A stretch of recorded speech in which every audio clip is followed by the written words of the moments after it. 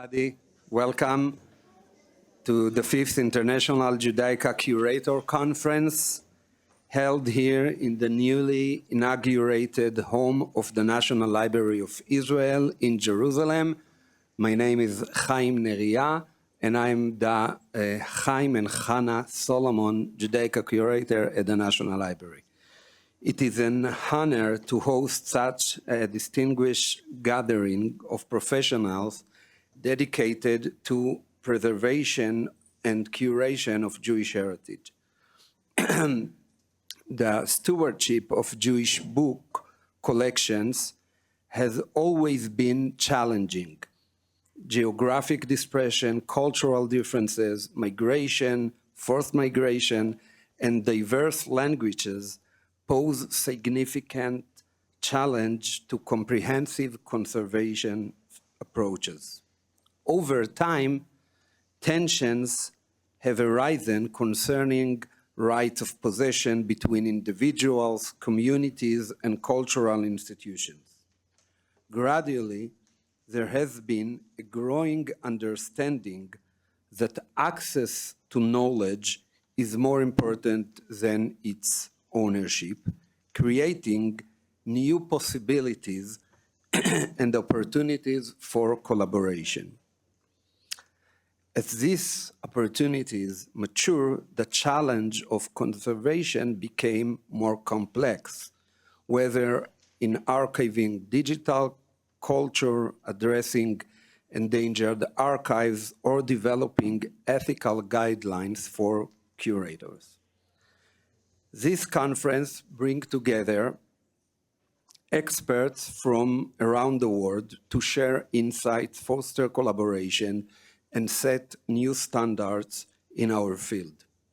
This year, we delve into central areas shaping our work: digital collecting, endangered archives, and provenance research. Each theme is crucial as we navigate the current challenges and opportunities in Judaica curation. We view your participation, as Raquel just told me first, as a miracle, and as a declaration of trust and solidarity in these challenging times. We appreciate the efforts of each and every one of you who have come to join our discussions. I want to extend a special thanks to the management of the National Library and the Rothschild Foundation Hanna Europe for their ongoing support. Thanks to Dr. Raquel Ukeles, Head of Collection, Karen Cecil from Gesher L'Europa, Reuven Kruger, Conference Manager, the Department of Culture, the production staff, and the International Steering Committee. I am grateful to every member of the library staff for their ongoing assistance and many hours invested in planning this conference. As we proceed with our sessions, let us remember that each discussion and exchange of ideas contribute to the robust tapestry of our Judaic curatorial legacy. May this conference be both a form of learning and a catalyst for action. Thank you for bringing your expertise, insight, and commitment to this gathering. Together, we will shape the future of Judaica curation and ensure that our heritage continues to enlighten and inspire generations to come. At this point, I would like to invite Mr. Sallai Meridor, Chairman of the Board, to share a few words of welcome.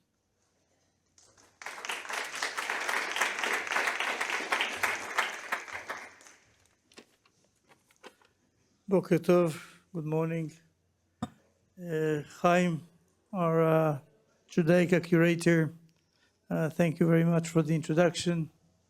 My friends to the session or panel, Oren, our CEO, Professor Peter Baldwin, Dr. Raquel Ukeles. Where is Raquel? She's standing there. dear colleagues from around the world and from Israel, curators, archivists, specialists in different forms, collectors, experts. Thank you very much for being with us here. Welcome. And as Haim said, it's not taken for granted the fact that you are here. We are all aware of the special circumstances, and it is most appreciated that at this time in Israel's history, and I may say in the Jewish people's history, that you've chosen to be here, come to Jerusalem. God forbid not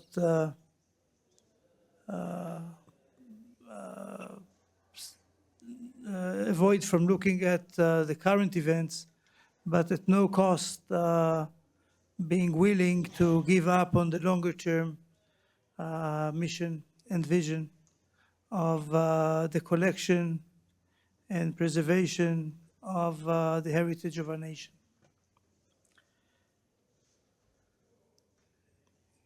First of all, just sharing an experience, October 7th, we were here all ready to open with celebrations. People were about to come from around the world. We were thinking very focused about how this event will follow that event. The most we can think of is how we're going to please donors. And the sky fell. And we obviously canceled all celebrations. And the library's dedicated staff rushed during Shabbat to rescue the treasures from the upper floor, taking it to the safes in the very lower floors. And then we asked ourselves, are we to open or not? And we made a gut decision, or largely a gut decision, that we will dafka open. And what we have experienced since then is something we could not anticipate. This place has become, with no publicity, a magnet for so many Israelis who find in this place, I think, some source for hope and a space to breathe. Source of hope maybe because the deep context of what we have achieved and what we are fighting for and what we have overcome in the past.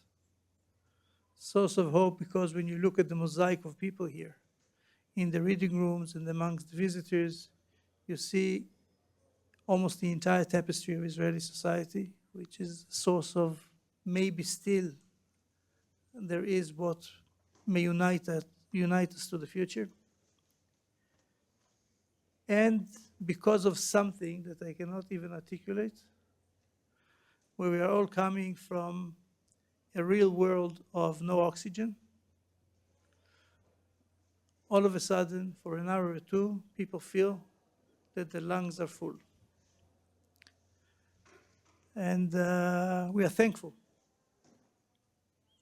for the privilege that was not planned, nor was ever anticipated, that we would be able to serve the Jewish people and the people of Israel in that way, in those very difficult, if not dark, hours. Let me just say one thing on looking forward, because I think we will betray our core if we were only focusing on what happens now and not focus our mind on the future. And I am not, unlike you, an expert in this area. So I can only share with you potential vision for the future that I hope that elements of which you will be able to discuss during the conference. I believe that technology may have opened an opportunity for us to dramatically better serve our cause for more people in better ways from everywhere. And I think that we may be able to move from a system of separate, highly important centers into a global network of Jewish heritage, where it doesn't really matter where you are, where the treasure is, where you enter from, it is all yours. From collection to preservation to making accessible to actively engaging the public at large. As one, while continuing maybe to be our own lakes, because nobody wants to give up their own identity, that for the consumer, who can be a scholar, a researcher, just a curious person, the public at large, it won't matter which lake we are, we will be one ocean. And I think that technology offers this. If Herzl was here, he may have said, if you only will it. But I think that if we live up to the challenge, we may give in our area of passion and responsibility, give the next generation the most wonderful gift. I wish you great deliberations. Great to see all of you here. Thank you very much.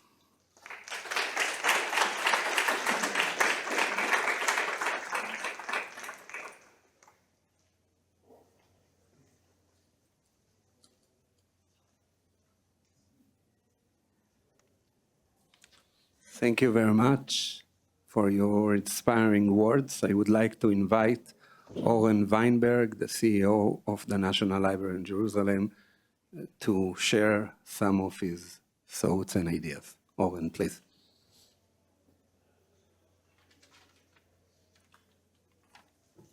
Good morning, Shalom. So good to see old friends, new friends here. Very exciting to the new home of the National Library of the State of Israel, the Jewish people here in Jerusalem. Those that have been here before in the old building would probably notice the small changes. But we are very fortunate to have you here, as we are very fortunate to see that this building actually accomplished its mission to be a very buzzing institution now in Jerusalem, in Israel, and far beyond. Even in those troubled times, we see this building full from morning till evening. The people that come here, first of all, to meet each other, to have a place of discourse, a dialogue near the collection, with the collection, and to create, to research, to learn together. This meeting this year is the fifth conference of curating together in this world. It is done in a very challenging time, very complex, especially to the State of Israel, to the Jewish people. These are times that we hardly find comfort, and optimism is a scarce resource, and the hope for better days is not necessarily granted. But for us, those that deals with collecting, with curating, with engaging publics, with the collection that we hold, we guard, have maybe a small comfort because we can look on the sequence, the historical sequence of events that I would not happy to consider them a cycle of destruction and revival for many years. So we know that history doesn't start in October 7, doesn't end with it. And we have the option to understand what happens before and for the future on the continuity of Jewish life. But today, maybe more than ever, we as curators of Jewish culture around the world, there is a role that is maybe more important than ever for what we ever done. And the National Library has a pivotal role in that. The technological capabilities of this age require us to take a transformative role in the way that we can consume, share, and digest information. This change is important for various reasons. First of all, if we want to protect our heritage, there is nothing like placing the collection in duplication in various locations. We know that there are risks, there have been risks, and maybe now it's more clear to us what is the meaning of digitization and putting more copies around the world. This is maybe the first reason why we need technology. The others are the ability to offer new and complex discoverability capabilities to share and connect collections from various collections, from time and location, and the ability to research with computerized tools using AI, and the ability to tell stories, to do storytelling around the collection. All those things, we all know that we talked for many years on them, but the time is ripe, the time is now to do the important things that we can with the collection. Just think about libraries, archives, collections, digital collection, Jewish, that share in one network, that all the information is completely digital. The ability to discover by search on layers of text, of images, of video, of voice, where the information is completely free and accessible, where you can get translation of everything that was created and kept by us, where we can get abstract of the information in minutes, where we can combine all that together through technology and the knowledge that we all hold. There is an opportunity now, and the dream can be achieved, but it requires one principal agreement that we can all share the collection, that we are willing to open them, that we are willing to share them to the world. It doesn't mean, as Sallai said, that everything will be in one place, but we can do the networking, and we can use the tools that are already there, like Wikipedia, like the search engine, to allow this access. I do hope that we can do it as shared partners, and that this conference could be one step towards fulfilling this vision.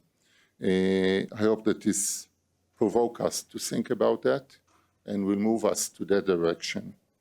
I would like to thank all the friends that came to Jerusalem. I know it's not easy today. To the friends in the library that organized the conference. To thank especially to Sally Berkovich, somewhere here, that is helping us in many ways to bridge the distances between us and all the Jewish communities in Europe, and we have to extend that, and we are extending that also to other parts of the world. And special thanks to Peter that agreed to come and be the keynote speaker. He is a good friend of the library and a good friend for doing some of the steps that I talked about, not only in the Jewish world, but around the world. Thank you very much and enjoy the conference.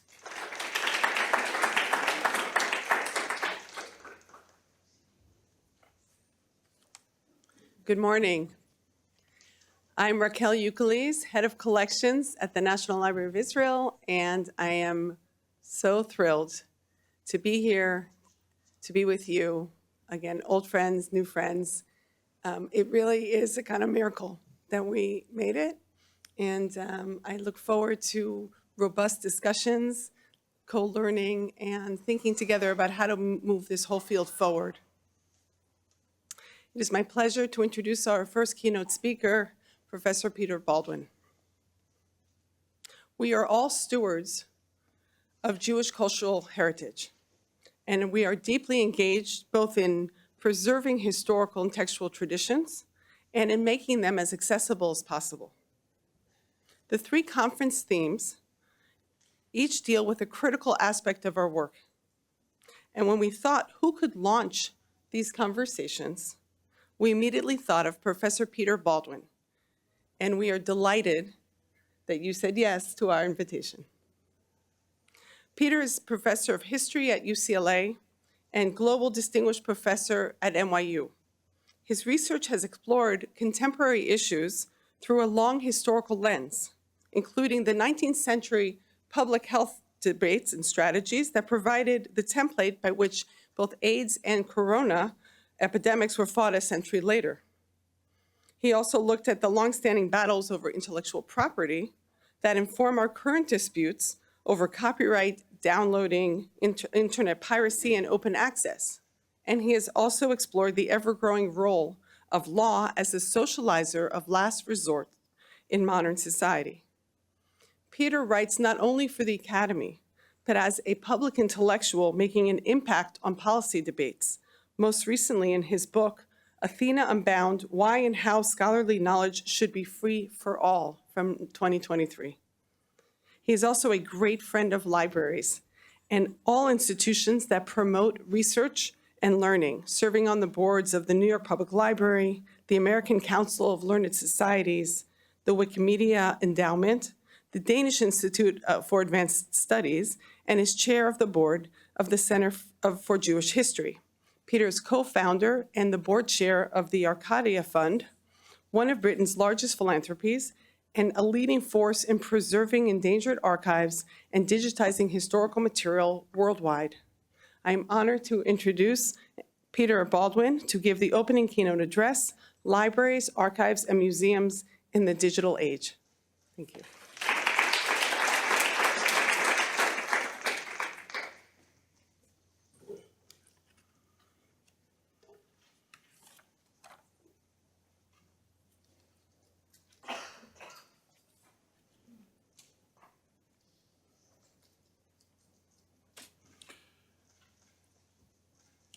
Thank you very much. I'm honored to be here. I'm totally flattered to have been asked.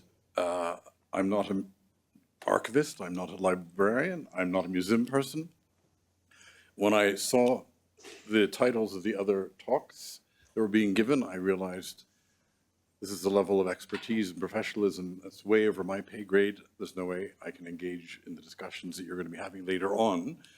And so I decided I will try to attempt a kind of helicopter view of what it is that happens to the three institutions that we're concerned with when digital technologies are applied to them. So take everything I say with a grain of salt. Now, libraries, museums, and archives obviously differ in lots of ways, but they're all clearly repositories of content. Digitality promises to transform their roles, and in many ways it already has. On the one hand, we have analog content. Much of it is singular, it is housed, it is curated, it is made available in specific places. On the other hand, we have digitality and its promise of infinite reproducibility anywhere to anyone at any time. In a sense, the spirit of Walter Benjamin's ideas of reproducible art have been turbocharged. Moreover, the idea of infinite reproducibility has become retrospective. Any work, whenever it was created, can now become digital, even if it wasn't born that way. All of culture becomes universally available, at least in theory. In a sense, this takes the Gutenberg revolution to its logical conclusion. What print foreshadowed, digitality now delivers in spades, universal availability. The question here is, how will this affect the institutions that we're concerned with, museums, archives, and libraries? Museums and archives deal mainly with with singular analog objects. Archives mainly with two-dimensional ones of that sort, museums also, of course, with three-dimensional ones. Libraries, in turn, were in a sense the internet of their day. They were the best that could be had in the analog era. Given paper and given mechanically powered means of printing, by the 19th century, books were reproduced in quantities and at prices that were enough to permit copies in sufficient quantities that they could be spread at regular intervals over the surface of the globe. These regular intervals are what we, of course, call libraries. They were the analog versions of what used to be dial-up modems and what now are Wi-Fi hotspots. For civilized life, no one really wants to live too far from one of these. Now, libraries are obviously a huge step beyond museums and archives in the sense that they're wedded fundamentally to the concept of reproducibility. Admittedly, this is a very rudimentary analog concept, version of that concept, but they're still wedded to the idea of reproducibility. In theory, every library on Earth should contain all the works that exist, and thus they would all contain the same works. The fact that they do, or that they don't, I should say, is not a virtue. It's a shortcoming due to the cost of achieving this. There's no inherent advantage to libraries in specialization. Museums and archives, on the other hand, are devoted to singular objects. By definition, there's almost zero duplication among them. Each is unique, each has its own specialty, and the question here is, how does digitality affect them? The first question is, can a digital copy substitute for an original? Let's stick for the moment with two-dimensional objects first, in other words, with documents, but I'm going to include here also sort of engravings and paintings and other flat artworks. For documents, the question of whether a digital substitute can actually replace the original or substitute for it depends. First and foremost, there are cases where the digital copies are actually better than the original. The scrolls at Herculaneum are an obvious example. We couldn't read them if we didn't have the digital versions of them. And here's another example from St. Catherine's Monastery, the palimpsest project that we at Arcadia have supported. This is the same document under three different forms of light, and as you can see, one can read three different things on it, but of course only digitally. Now, obviously, these are the exceptions. So what about perfectly normal documents? Well, it's very hard to come to any definitive answer on whether or not the digital reproductions can substitute for the originals. But speaking as an historian who has spent some time in archives, although admittedly mainly in the modern period, my guess would be that something on the order of 95% of all scholarly work can be done just as well from a digital copy as from the original. Now, I admit that that figure decreases as we go further back, but as that happens, of course, we're dealing with ever fewer documents. And on the whole, I think it is fair to say that digital substitutability is very high for documents.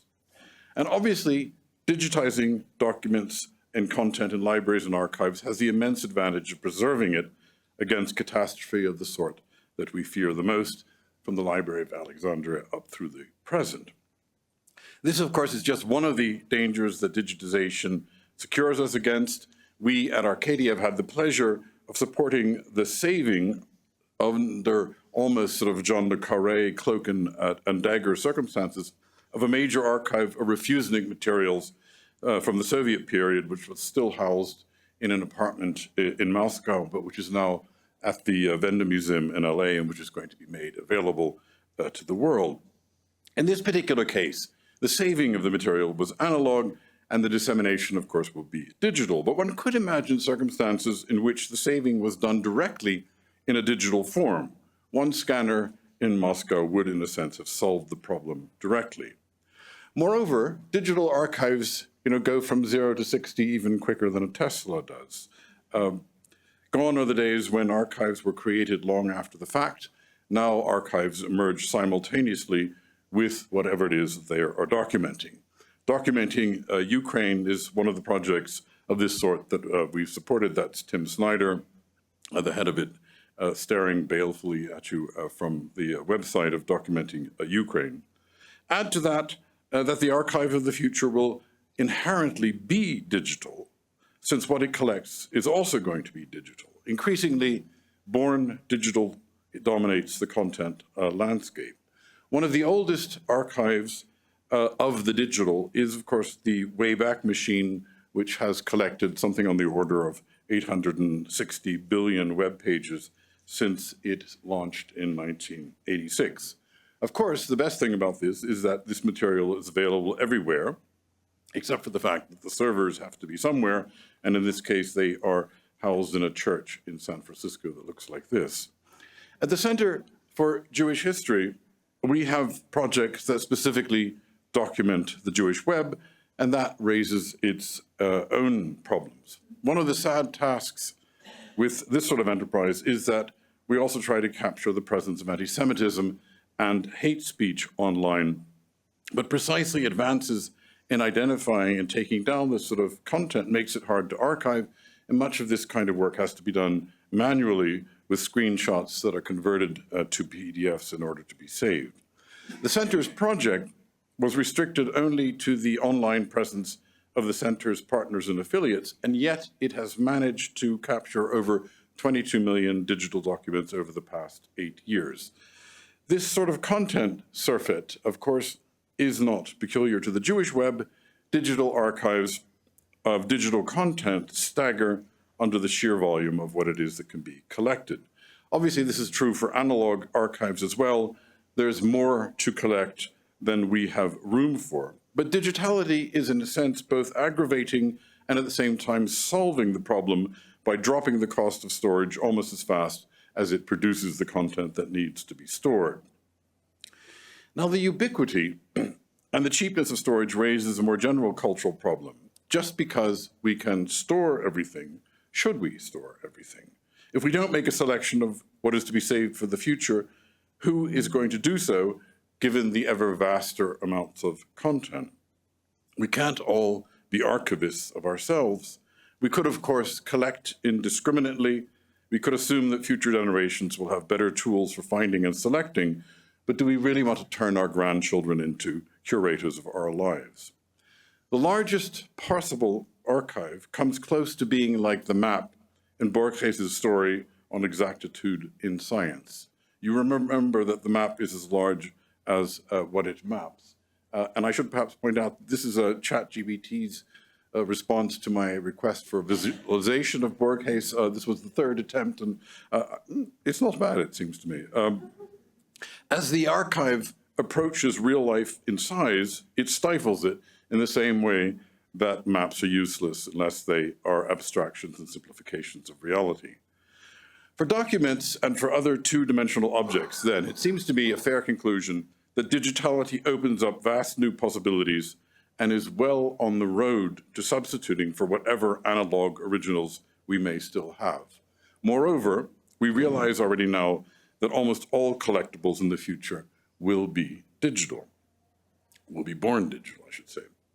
So what about three-dimensional objects? And I am going to include, for the sake of simplicity here, also two-dimensional artworks here. Reproducing artworks is almost as old as art itself. Technologies of reproduction have allowed access to singular originals, even for those who could not afford them, the originals. Engravings, starting already in the 18th century, allowed many more to enjoy at least a facsimile of the original. And today, of course, reproductions, 3D reproductions, approximate the indistinguishable. Top of Art is an organization that produces hand-painted reproductions of art, so we don't even have the advantages of computer technology here. It's a little unclear what the price of the original Klimt Judith is, but it's probably something in 9 figures. And as you can see, depending on the size, the price of reproduction is much more budget-friendly and pretty much indistinguishable from the original, at least to the untrained eye like my own. Much the same holds for three-dimensional works. Laser technology measures, it documents, and it reproduces monuments and sculptures, and 3D laser printers spit out the results into the world. Now, this is less, the ability to do this is less a revolution in principle than it is in practice. It has long been true that museum exhibitions were artificial constructions of something that either never really existed or only briefly existed. Take the Ishtar Gate that once used to be an entrance to Babylon. Nebuchadnezzar II built it in the 6th century before the Common Era on top of constructions by his father a century earlier. This is what remains today. This is the reconstruction of the Ishtar Gate in the Pergamon Museum in Berlin, and this is what we imagined it looked like in a simulation.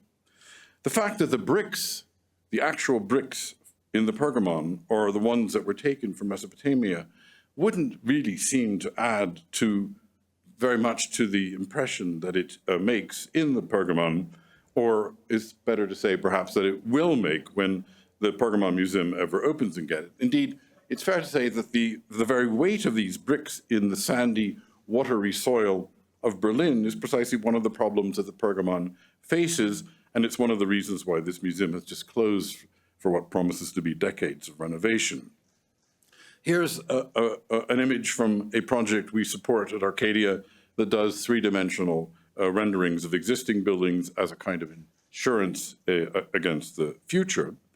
So it seems as though that we're on the verge, we're not there yet, but we're on the verge of having end products in 3 dimensions that are largely indistinguishable from the original in much the same way that we have that already for 2-dimensional objects for documents. Indistinguishability, in other words, whether we can tell the difference between the original and the copy, is certainly a testable proposition. Imagine, if you will, a kind of art connoisseur's police lineup with one original among a series of facsimiles. You view them from a certain distance and you have to pick out the original.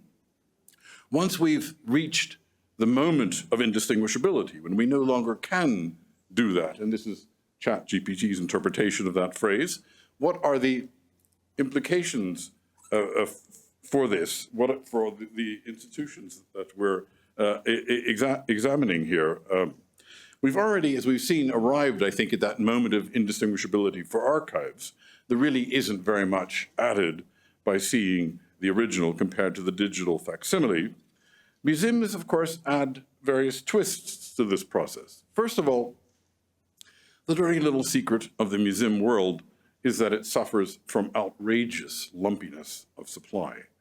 Major institutions own vastly more than they can ever hope to exhibit. This is a graph of the percentage of content that major museums actually have on exhibition compared to what they have in their storage facilities. Indeed, major museums spend ever more on storage for items that are unlikely ever to be exhibited. In that sense, of course, museums are becoming more like archives.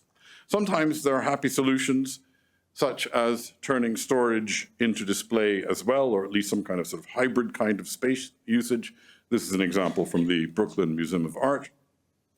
And I should add here a caveat that a significant percentage of museum collections, perhaps something on the order of 40%, are in fact works on paper, which really cannot be exhibited without being damaged and therefore sort of, in effect, have to be kept in storage.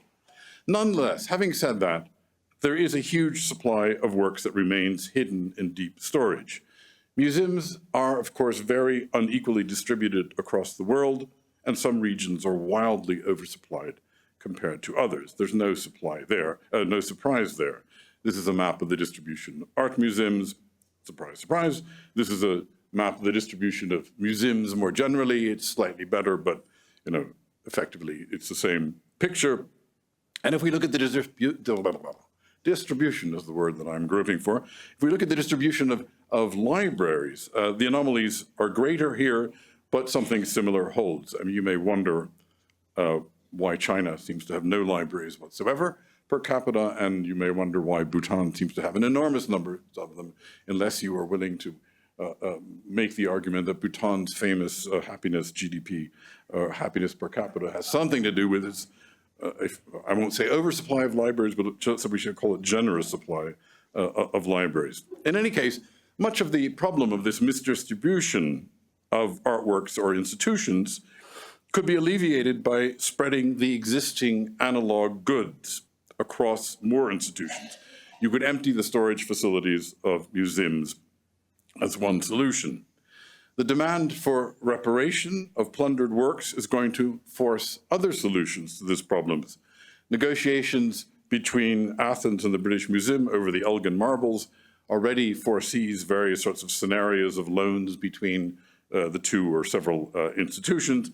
And of course, there are similar ongoing discussions over the Benin bronzes, where the problem has been who exactly should one be repatriating to, whether the Nigerian National Commission for Museums, or whether the Edo Museum of West African Art in Benin City, or whether finally to the Oba of Benin himself. Digital repatriation is another possible solution, especially for documents. Digital repatriation is, of course, almost a contradiction in terms, since by digitizing a document, you give it to the world in the act of giving it back to its original owner, unless those original owners insist on hoarding it.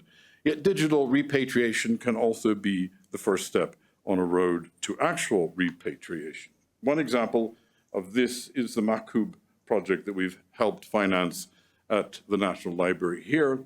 The abandoned property part of this project are books and manuscripts that were taken from Palestinian homes in West Jerusalem in 1948. They are being digitized and made available as a first step towards an eventual determination of where this content will be housed, since the collection, technically speaking, doesn't belong to the National Library. But of course, digital, or even digital repatriation isn't going to solve the bigger problem of providing the world's citizens with access to the world's culture. Not everywhere is a destination for repatriated works. Most museums are local collections. They specialize in a particular artist, a particular style, or in the case of the larger national collections, in the art of the country in question. Few of them are mega collections that give a representative sampling of a large part of the world. Museums like the Met, the British Museum of the Louvre, even a collection like the Alte Nationalgalerie in Berlin is almost entirely German in its holdings. Museums, in this sense, are rarely universal, they're rarely encyclopedic institutions that can satisfy a visitor's quest to learn about the entire world. Now think about zoos in contrast. The point of zoos is to teach us about animals of all species. A localized zoo, in the sense of a museum being localized, would be a very boring place indeed.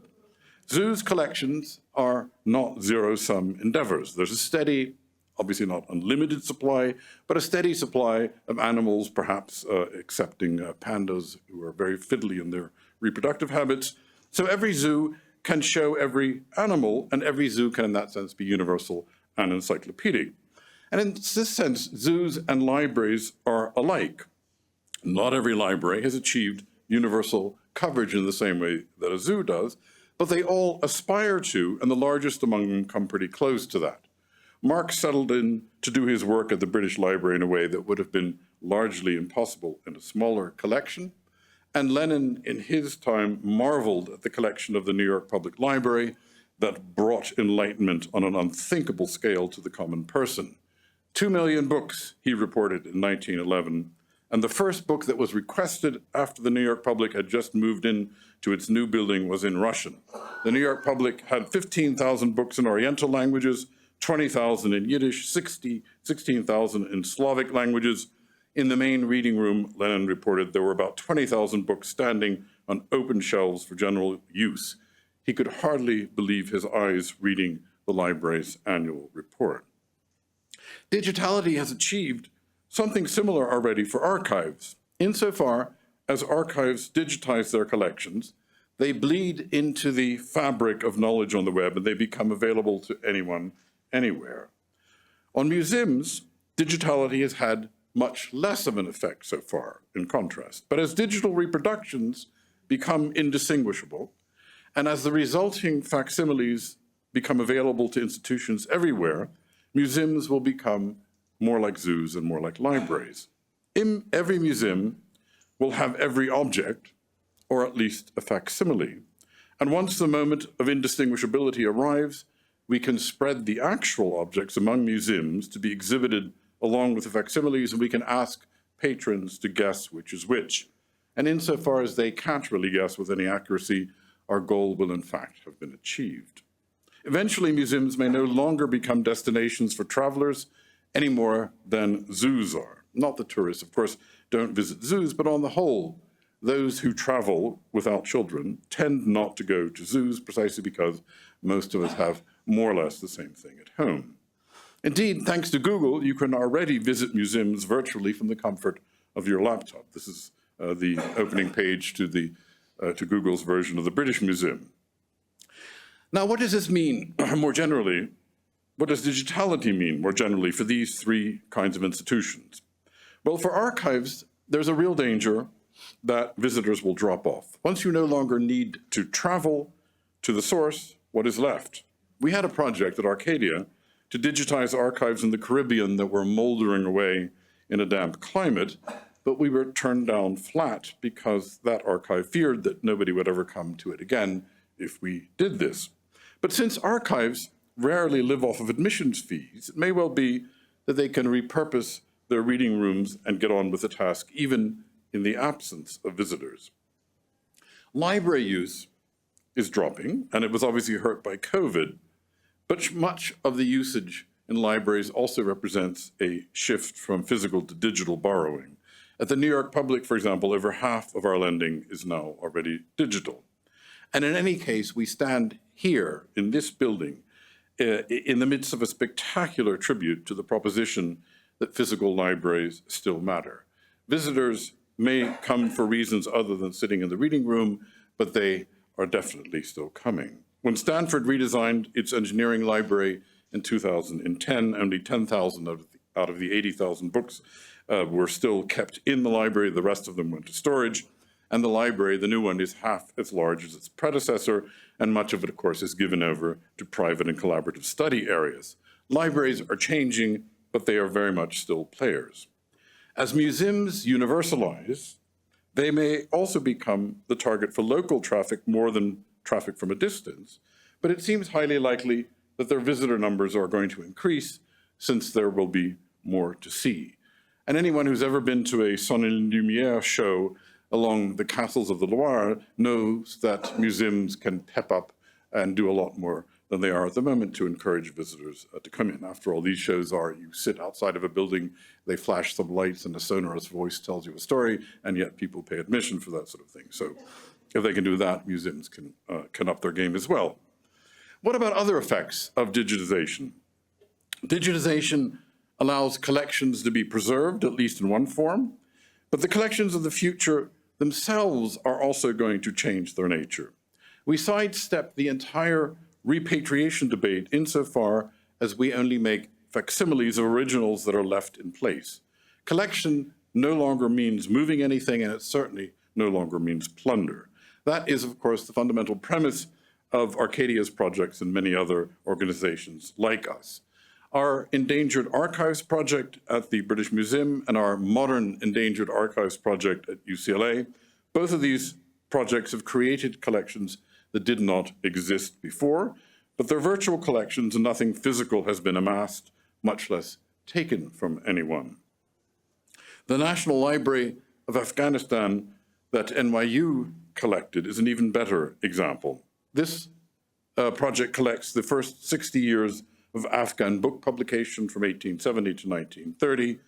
There is, or was, a national library in Kabul in the sense of there being a building. This is not it. This is an architect's rendition of what one day was hoped to be a new national library in Kabul. God knows whether it ever will come to anything, but it's at least an aspiration.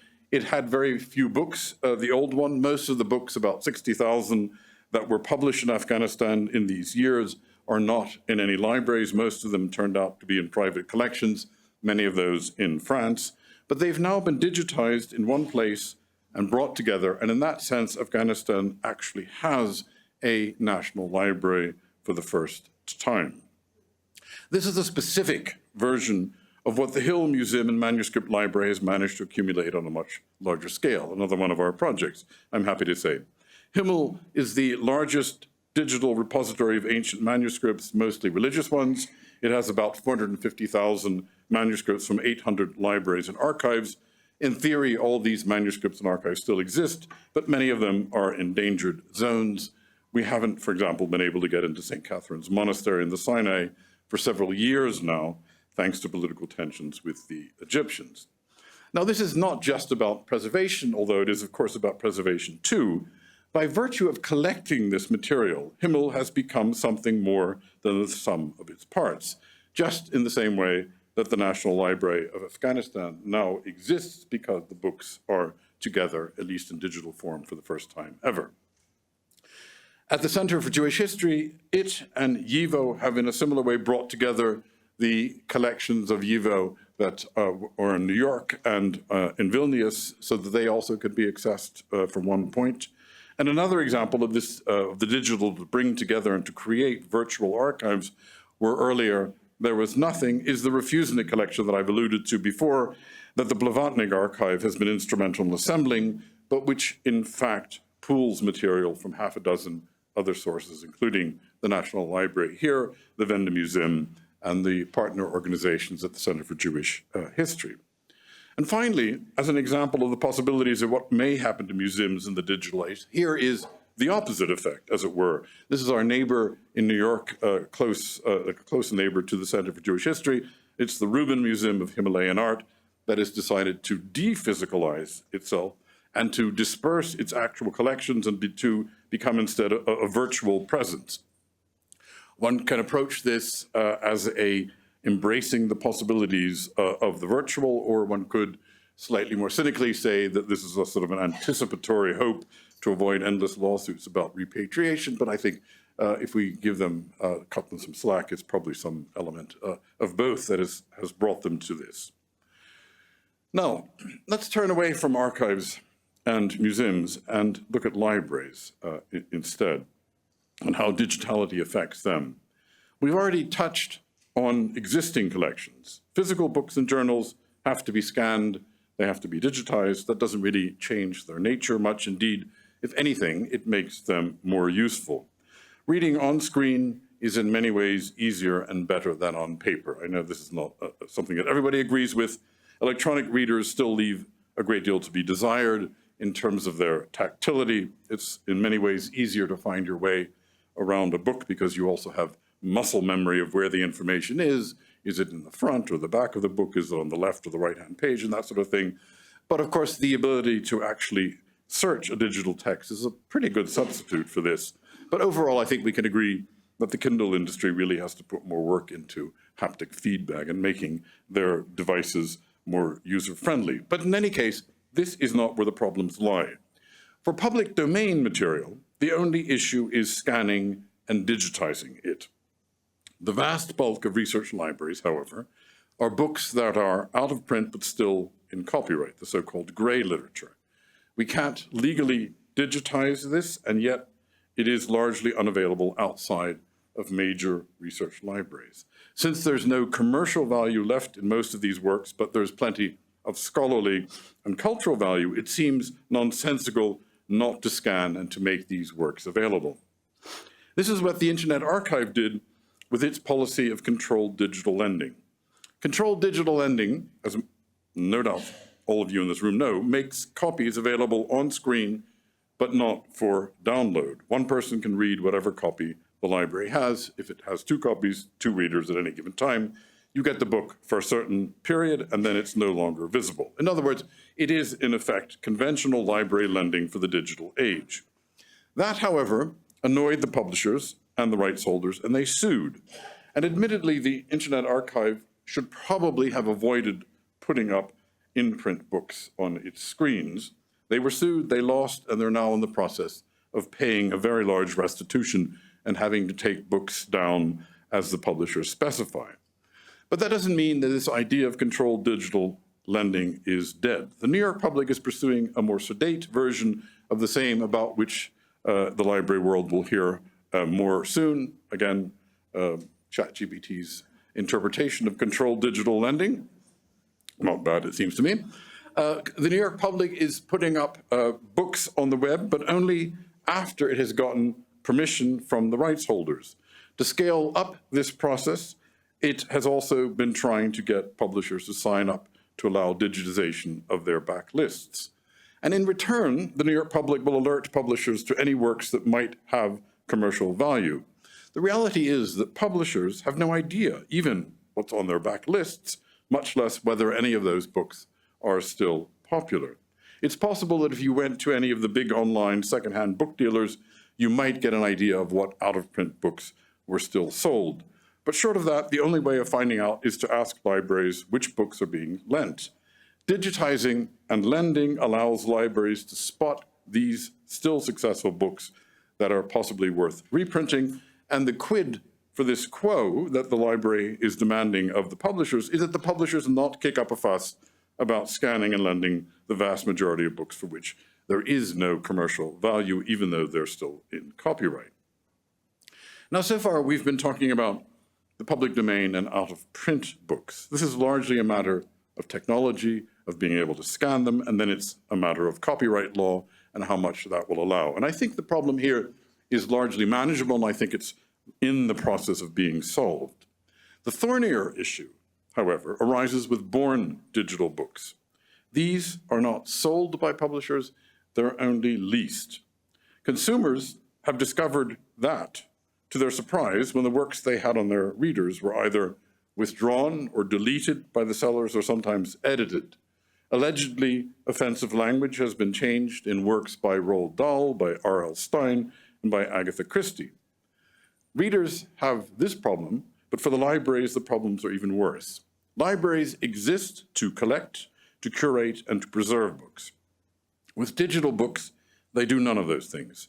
They neither collect, they don't curate, nor do they preserve digital books because they don't own them, they don't store them, and they don't control them. They negotiate with publishers for access to works that are kept on the publisher's servers and subject to their whims in terms of post-publication editing or change or even disappearance. They typically buy access to the entire lists of certain publishers without selecting among them. The Cambridge Core is just one small example. Old-fashioned physical books are owned for as long as they exist. Ebooks are not. Library buys different kinds of access to ebooks. For any given book, that can be a certain number of reads or could be a certain amount of time during which it could be read. And when that is over, the libraries have to renew access for a fee or the book disappears. Publishers justify this by arguing that physical books wear out and that they need to be replaced in the same way. But you won't be surprised to hear that publishers and libraries differ when it comes to how many reads a physical book supposedly can tolerate before it needs replacement. Now, I admit that sometimes there's a certain logic to this time-limited leasing of ebooks. For the latest trendy novel, read for a year and then pushed aside by the next hottest thing, leasing access for a limited time, in fact, can be cheaper for libraries than buying physical copies, which then have to be stored or discarded when fashion changes. That may be good for local lending libraries. But for research libraries, matters are very different. Research libraries exist to preserve our cultural canon in the long run. Publishers come and go, libraries endure. The idea that publishers should be entrusted with the task of preserving the digital canon, it seems to me, makes little sense. Admittedly, there are organizations that take up this problem of preserving the canon, at least to some extent. Locks and Clocks and similar organizations provide backups when publishers fail. Research libraries want unlimited access to scholarly books, which are supposed to have a value that lasts beyond the literary fashions of the moment. And for this, they pay prices that are usually higher and sometimes twice or thrice the cost of a physical volume. That is simply, it seems to me, highway robbery. For example, Christopher Leslie Brown's book on abolitionism, Moral Capital, costs $42 on Amazon if you're an individual retail buyer. The Kindle edition costs only $13. The publishers, of course, still make money on that because they don't have the expense of physically producing the book. And meanwhile, when a library buys an e-copy that it wants to keep forever, it pays over $94. Why? Because publishers are allowed to gouge the market. Even worse than this is the question of the public domain. Copyright law has long favored rights holders, and as a result, we have outrageously long terms, the life of the author plus 70. Most works do not fall into the public domain until well over a century after they were created. But once they do fall into the public domain, we're free to do with them what we want. We can reprint them, publish them, we can edit, we can translate them, we can turn them into librettos for operas, we can film them, we can make fun of them, whatever we want to do, it is our right. Now, how is that going to work out with a digital file that sits on the servers of a publisher? First of all, who is to say that the publisher will not have edited the file in the interim? And if the publisher has a new copyright been taken out on these updated versions? And if so, where then is the original one? Who's preserved that? And who's going to release it into the public domain? And where will it reside once it is in the public domain? Do we really trust the publishers a century and a half from now to even know where their works are? Do we trust them to release works for free and unbridled use? Do we trust them to keep them on their servers in perpetuity, even though they earn nothing from them any longer? I don't think you have to be a hard-bitten cynic scarred by life to have some doubts about a happy ending here. It seems to me it's unclear yet whether we have a legally enforceable public domain in the digital age. Now, finally, and I don't mean to sort of overtax my time here, I want to touch on artificial intelligence and large language models, LLMs, to make 3 points. First, how are LLMs trained? The New York Times, as you all know, and other rights holders are suing OpenAI for using their content without permission. Is it true that they've done so? Well, we don't really know because AI isn't saying one way or the other. It seems to me there are two aspects to this. Insofar as we all have an interest in the best possible AI, it should be trained on the best possible content. If we can't get behind the paywalls, AI will be feeding on the garbage end of the web. Open access is crucial to high-quality AI. We want AI to feed on what today is the paywalled academic end of the web. But it also seems, to me at least, unfair that AI should be able to invoke a fair use defense to swallow up the web's content, including the copyrighted part of it, for its own money-making purposes. AI should certainly help pay for the content that it needs for training purposes. Now, this is not a new problem. Wikipedia already supplies Google with most of the content that it uses to give answers to questions. And in the old days, now, as you see here, there is an actual identification of a Wikipedia box that gives credit to Wikipedia. In the old days, Google would just basically deliver the same information without that credit. But now there's also over on the right a web chat GPT box that effectively does the same thing, that siphons off Wikipedia's information. So people are decreasingly visiting Wikipedia directly, and donations to Wikipedia are therefore plateauing and will very likely start dropping soon. It seems to me that we need to make a distinction between training AI and what AI does with that training afterwards. For training purposes, it seems fair that it help pay. After all, somebody pays for the textbooks and other books that we're trained on in schools and universities. Why shouldn't AI do something similar? But once AI has been trained, what it does with the knowledge that it has accumulated is, it seems to me in principle, no different than what any of us do. When we read something and then write our own works, possibly the result is a bestseller, most likely not. But if it is, we don't expect that we should pay some of the royalties to the people we cite in our footnotes. What AI does is not, in principle, different from what humans do. Humans scrape the web too. We use others' content to fashion our own. Chat does exactly that. It just does it on a larger and faster scale. Second point. Is what LLMs do creativity in the romantic sense of creating something ineffably new? Again, As always, there are two ways of approaching this. The first is to deny that what humans do is to create in the romantic sense. Sometimes AI is dismissed as a kind of glorified autocomplete program, but the question is, are humans actually more than that? Creativity is inherently using the work of others for something new. In our postmodern era, most contemporary aesthetic theory refuses to distinguish between reuse of existing content and what the Romantics would have called true creativity. So possibly what humans do and what AI does in terms of creativity are already not all that far apart. The second approach is to admit that AI does not really create anything. It's good at summarizing large quantities of data. It produces B+ undergraduate style papers, but it doesn't yet much go beyond that. These are, of course, early days. And let us not fall for the comforting illusion that AI produces mainly drivel. Yes, it does hallucinate sometimes.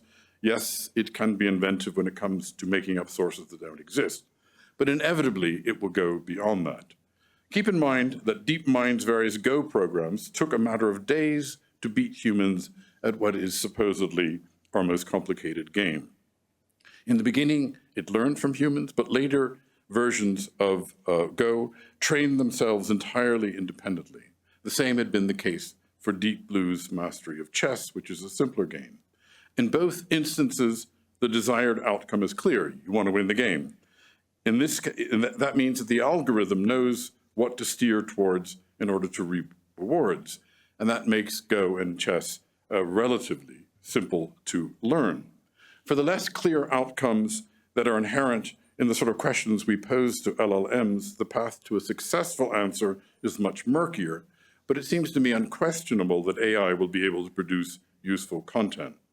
AI is only as good as the content it trains on. We've already gotten to the point where AI has swallowed up largely everything that is on the web. It is still desperate for more. It has violated copyright by transcribing the soundtracks of YouTube videos in its hunger for more text. OpenAI considered buying Simon & Schuster, the publisher, in order to get access to its content, but it decided that this was too slow and cumbersome a process and dropped the idea. It is now considering having AI feed on content that is generated by AI itself. How is that even possible? The easy answer is that it's not, and that it's just polluting the well that it drinks from. But consider the example of DeepMind's Go programs. The first iterations learned from human players and their games, but later ones did not. It had, in the meantime, abstracted the rules and was off on its own. The question is whether a similar process of abstraction is possible for LLMs and their much more nebulous activities. If it is, then AI may at some point no longer need human-generated content. And in any case, since AI has swallowed largely all content there is, the next step is going to take us into unexplored territory. And then finally, I know I'm trying your patience here, my third and final point is this. Given that AI is going to be producing vast quantities of content, where does this leave human creativity? The public domain, if you look at books, which is the best metric that I've been able to find, the public domain is about 20% of all content. In the far future, it will eventually be 99+%.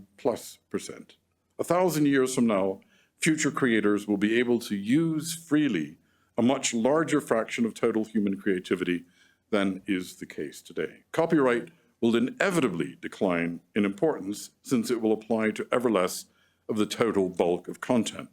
How is that going to affect human creators?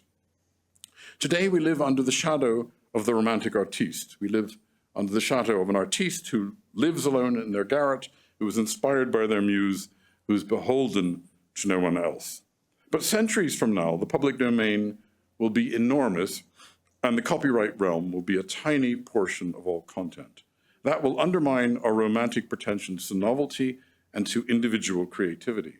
In the future, most things that can be said will already have been said, and novelty will no longer be at a premium. What AI promises or threatens to do is to move this future much closer, much faster. Again, ChatGPT envisioning a future of limitless available non-copyrighted content. If we now start generating oceans of content that cannot be copyrighted because it's not produced by a human, then what remains of the copyright system already, if not today, then tomorrow? What will be the point of copyrighting the tiny fraction of human-generated content, just as in the far future, what will be the point of copyrighting the tiny fraction of content that is not in the public domain? That is why my guess is that the courts will soon decide that machine-generated content can indeed be copyrighted. The IP industries are simply too valuable and too powerful to let this prize get away from them. But even if the IP industries win, whom will the copyrights belong to? To the machine? To the creator of the machine? To the person who feeds the prompts to the machine? I predict that the lawyers will be kept busy for a long time and that we live in interesting times. Thank you.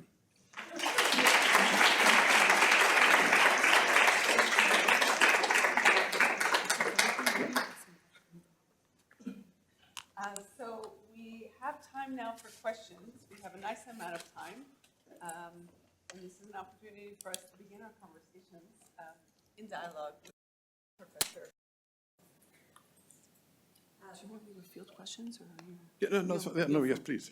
Yes? I have two questions, if I may, feel free to just use one. The first is, of course, the recent hacking of the British Library's digital archive and what that means as far as digital preservation and everything online as sort of the magic solution. And then the second one is about all of this archiving of social media and websites. So websites is how to make it accessible. So websites are being made accessible through the Weinberg and Arcadia and all of those. There are systems in place. But for social media and other kinds of sort of ephemeral digital media, do you see ways? I know that it's being collected in huge ways, but I don't see it being made accessible yet. And I'd love to, because of lack of metadata, because of how do I use it? Be careful what you wish for. So hacking the British Library obviously makes it clear that security is a lot more important than we thought, and boy, do we have to nail that down. But this is a problem, not for libraries. This is a problem for all of society. And corporate world, the government world have equally big stakes in this. So this is a problem we as humanity are going to have to solve, not we as people interested in libraries and archives. So I'm convinced that a solution will eventually emerge. Nothing permanent because it's an arms race. So, but it's not our issue as such. Not our issue as librarians and so forth. Now, as the website and so forth, obviously there's an enormous amount of information. I believe one of the things that OpenAI has also crawled is, I'm blanking, what is that website that every teenage boy is on? What? No, Reddit, thank you. Apparently they've scraped Reddit, which must be something like, along the size of any of the social media channels. So somebody should be archiving. Here the problem is, of course, these are private institutions, private corporations. They don't have to make available. Heaven knows how this conflicts with privacy legislation, because we have a big conflict between privacy legislation and its increasing, purvey over information, and what we as future historians and archivists and so forth would like. Those two things are in great conflict. Somehow that has to be worked out as well.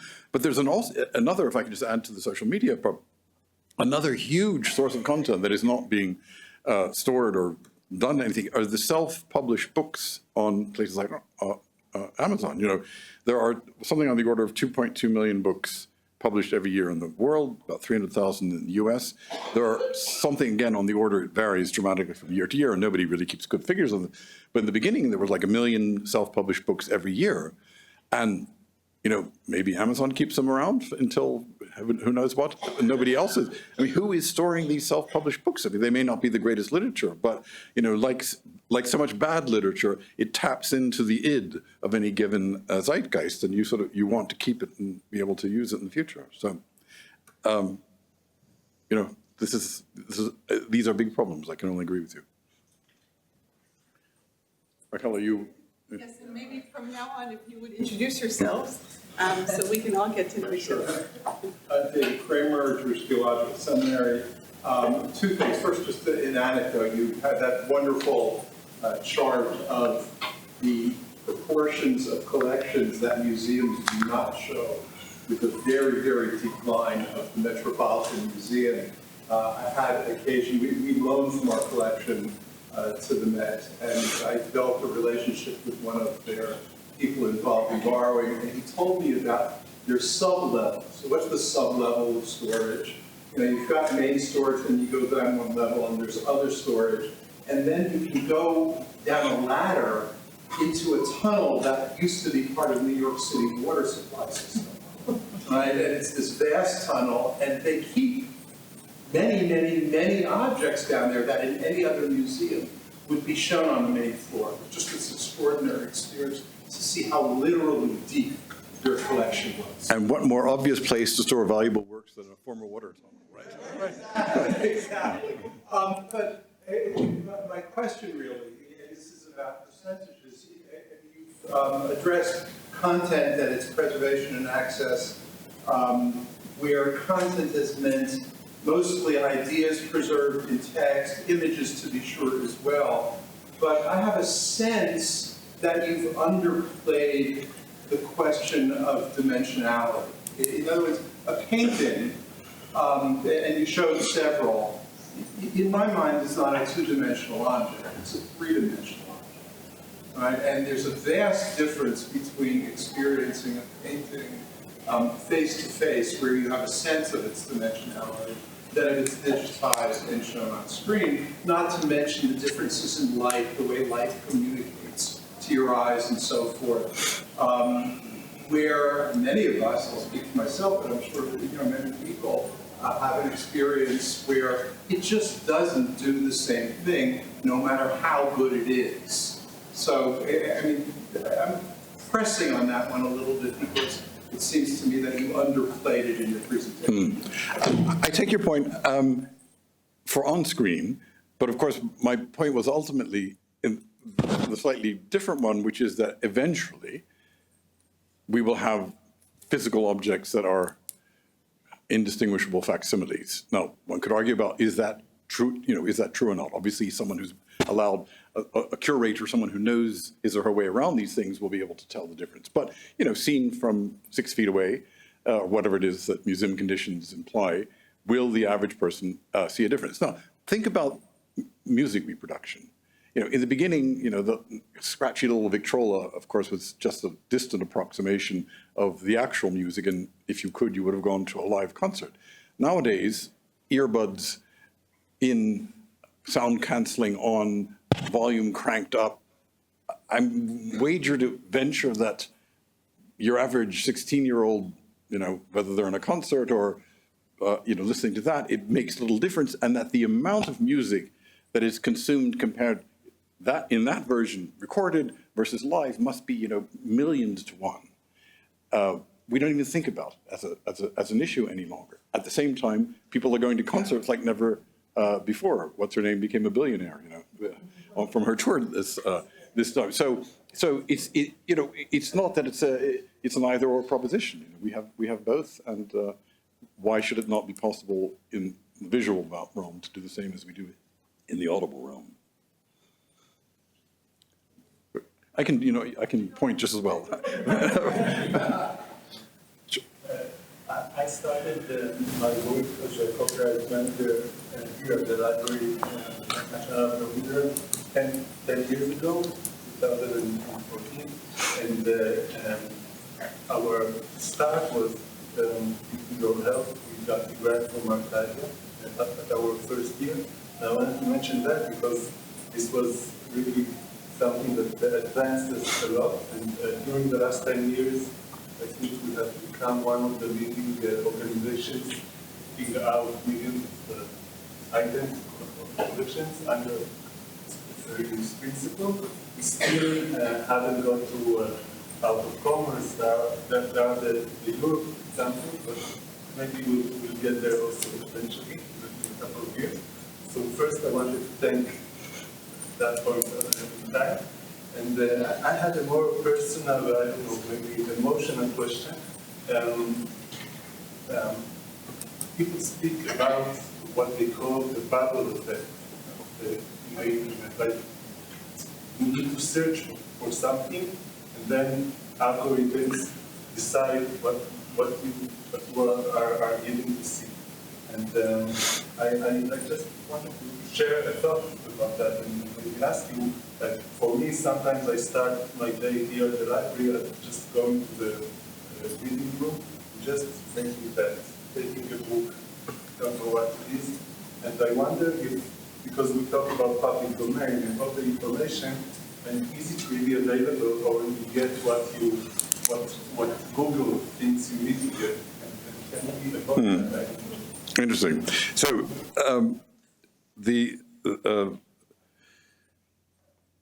I remember having a discussion with Oren many years ago. Apparently, correct me if I'm wrong, Israeli copyright law allows you, the National Library, to make copies as were emergency preservation, which is a bit like the American exemption for the hearing impaired, that you can make copies that are available to certain types of people. And things.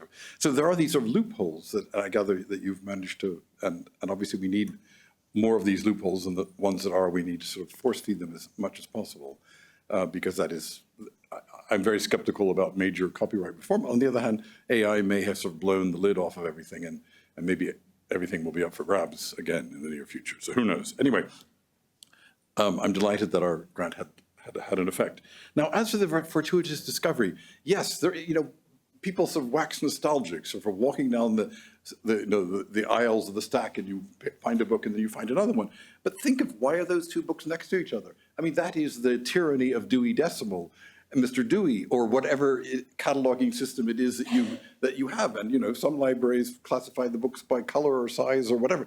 In the famous Borges story, things you can classify by anything. So we are now the slaves of the algorithm, but we were the slaves when we walked down the aisles of some other organizational principle over which we had equally little control. So I'm not so convinced that one is that much better than another.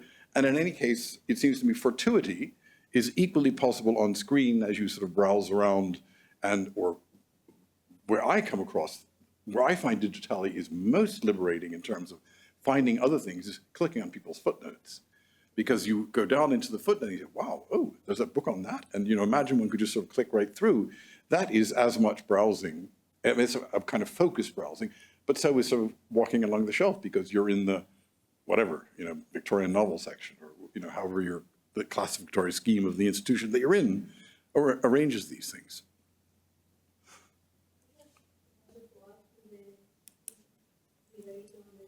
Materiality of the author, the original author, this debate, or does it just servicing the importance of the museum, the library work as having impact in the agendas of research in the community? Because this role is getting more and more important today. I'm not sure if it is more important or is stronger, but it's more visible. The social role.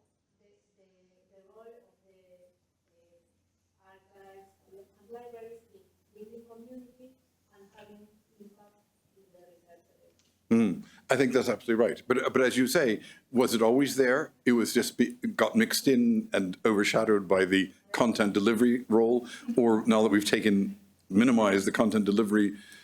So, I mean, in the long run, effectively, libraries and archives will become part of the hospitality industry.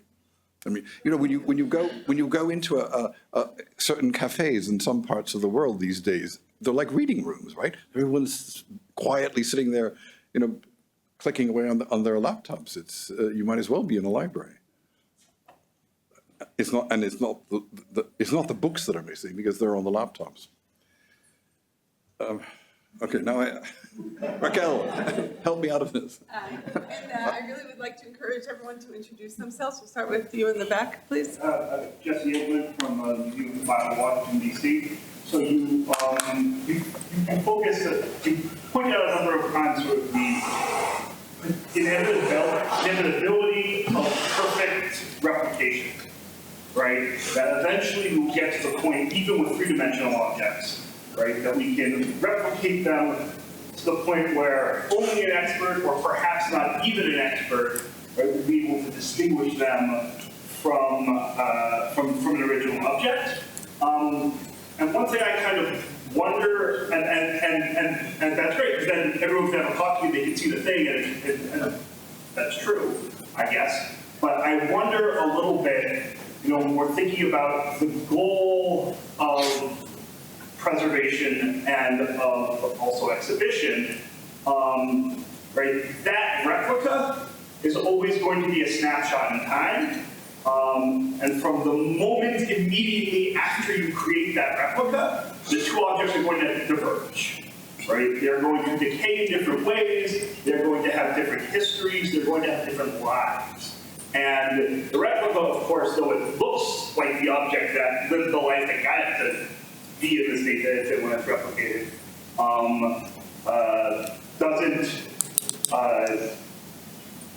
doesn't have that history. It just, gives you a sort of visual cue to it. I guess I wonder, sort of like thinking about objects in 4 dimensions instead of 3 dimensions, right? Is that a valuable thing to do? Or you're looking at it and you don't know that unless it says so on the label. So what difference is there really? All right, so you want to be difficult. You want to make, you want to add another dimension. Yeah, okay, a follow-up here, yes? We had an exhibition in our library last year on facsimiles. And one object that we have is a Babylonian tablet that includes mathematical, like prefigures Pythagoras is really important for mathematics. And we have 4 facsimiles of that object. The latest is obviously a digital 3D printed one. But looking at the different ways in which those facsimiles were made over the last 100, maybe 150 years was fascinating and told us about technology over that period of time. Mm-hmm. So I think that it is very good. I'm very happy to introduce an element of time. One question I would ask is, yes, the original changes, but isn't that just a euphemism for where you did say decay? So what is the value of charting the decay? I mean, does that change the object in anything but a bad sense? It's not just decay, but also use, right? You can talk about creation of paratext on top of a text or whatever, right? But you would never, I mean, it's not like you're going to allow somebody to be scribbling in the margins of the original anymore, right? No, but also it's an illusion. So I have an example for you. So if we are looking for Anador, there is a wine spell for the Anador. Sorry, if we're looking for what? There's wine spells from the Anador. So if you are want to learn the study of winemaking, you want not go to the proximity. Yeah, okay, no, fair enough. But, yeah. Yeah, okay. You're right, but I grant your point, but now you tell me, what fraction of all objects actually have some usable aspect to them that cannot be conveyed by reproduction? I mean, I'm going to say, max 1%, and it's probably a tiny fraction of that, but. Maybe I would say that 5% of research could use it, but I think for historical objects, with the scientific analysis that's being done now, all objects have that potential. It's just that research field is relatively small to all of the rest of research. No, I see what you're saying.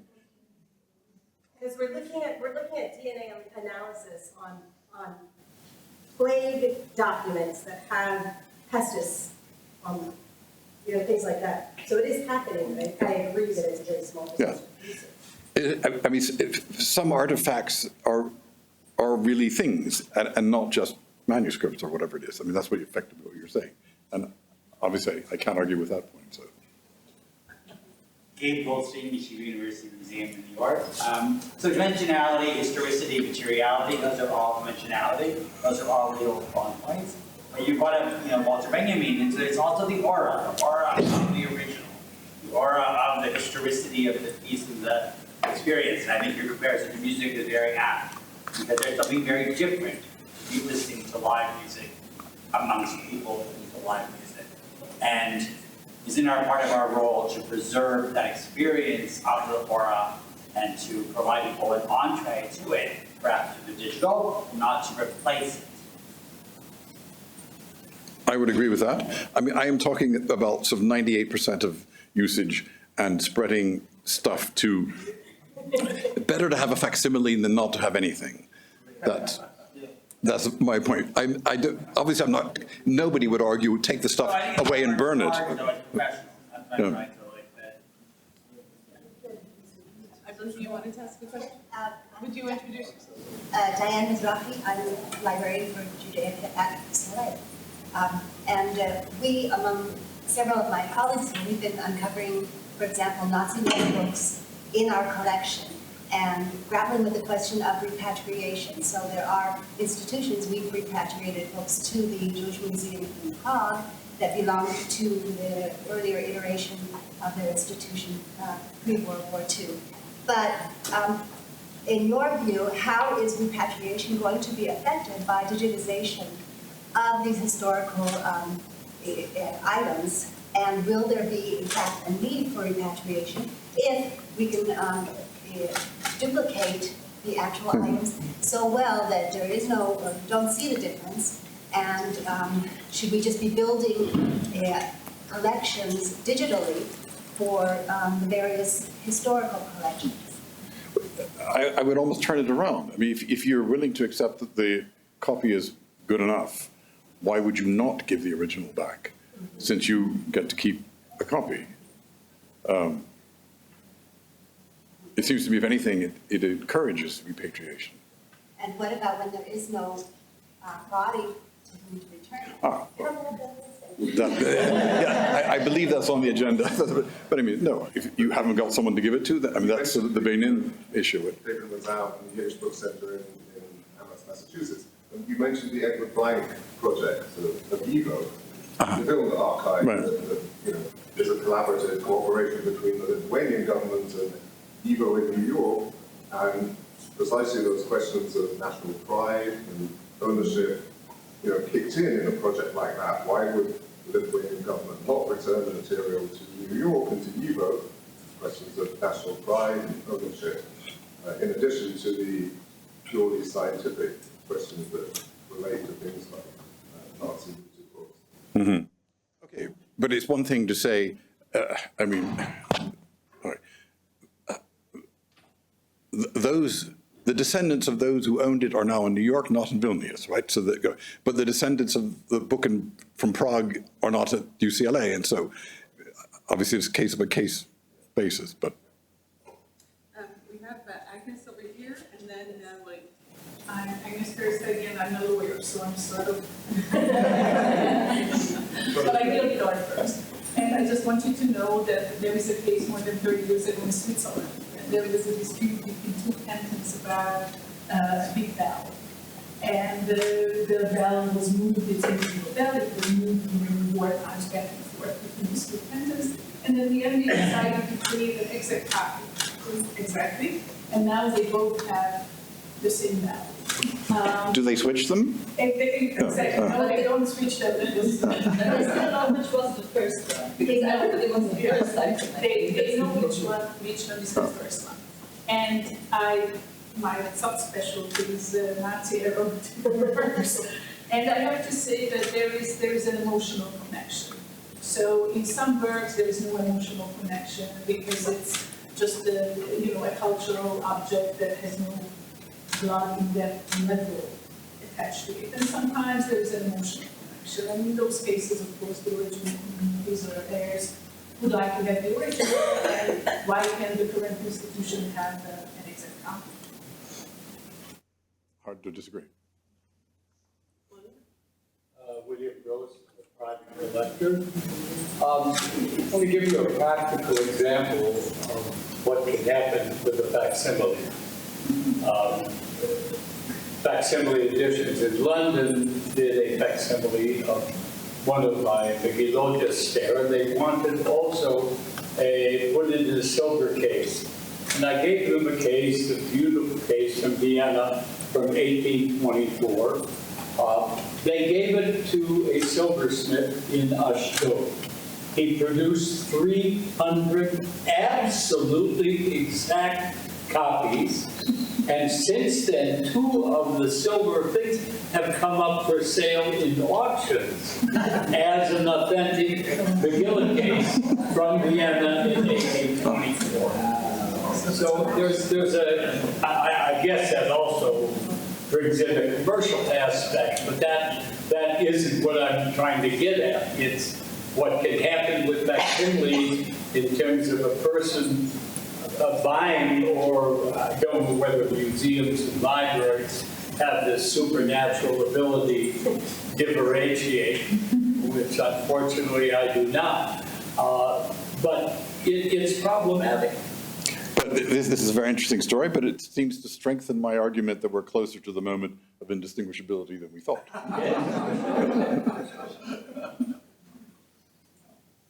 I actually have a question. I'm sorry. Go ahead. Oh, And then, Julie Berger from Michigan University. You had said something, trigger warnings, trying to change some of the outmoded, so offensive text.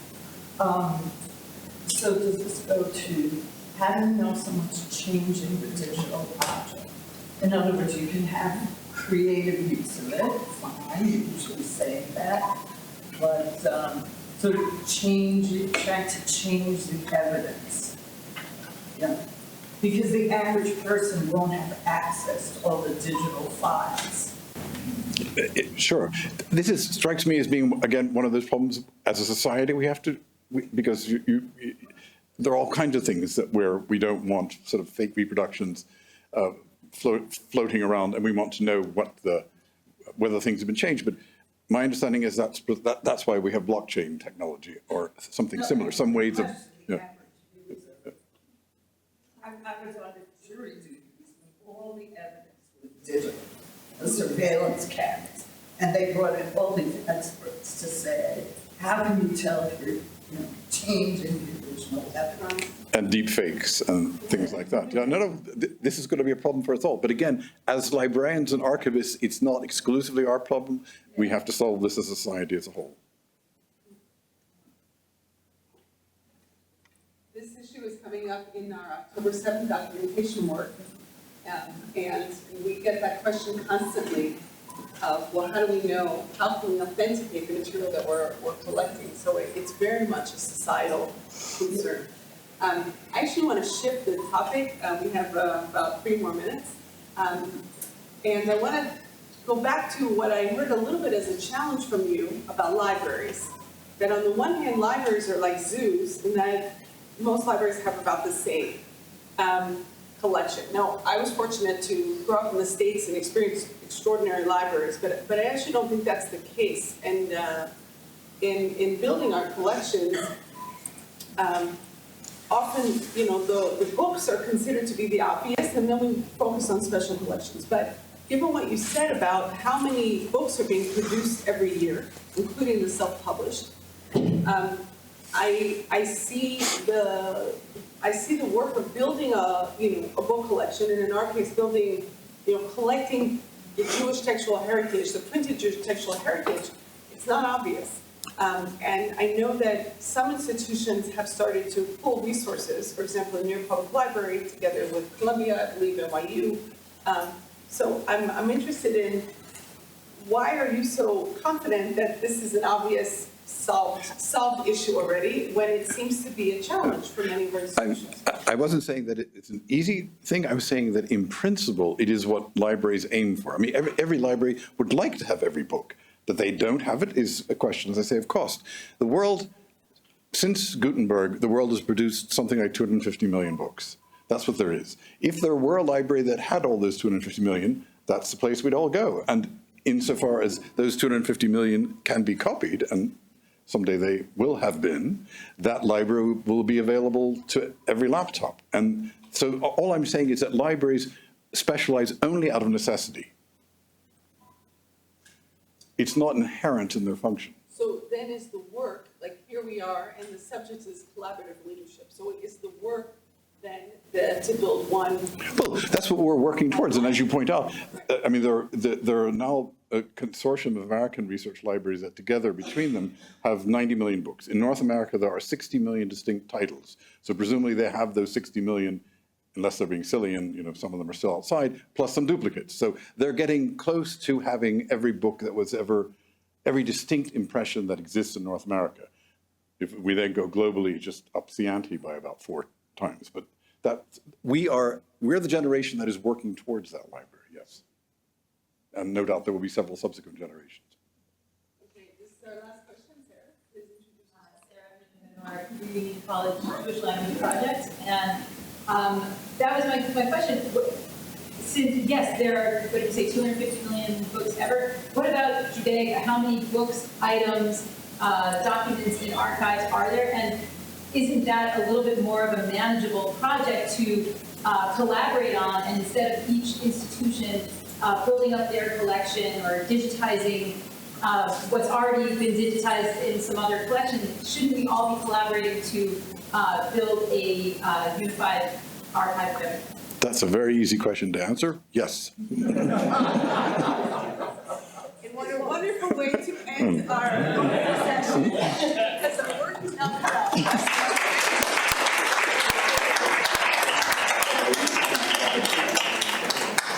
It's wonderful that the conversations have begun. Before we start our next session,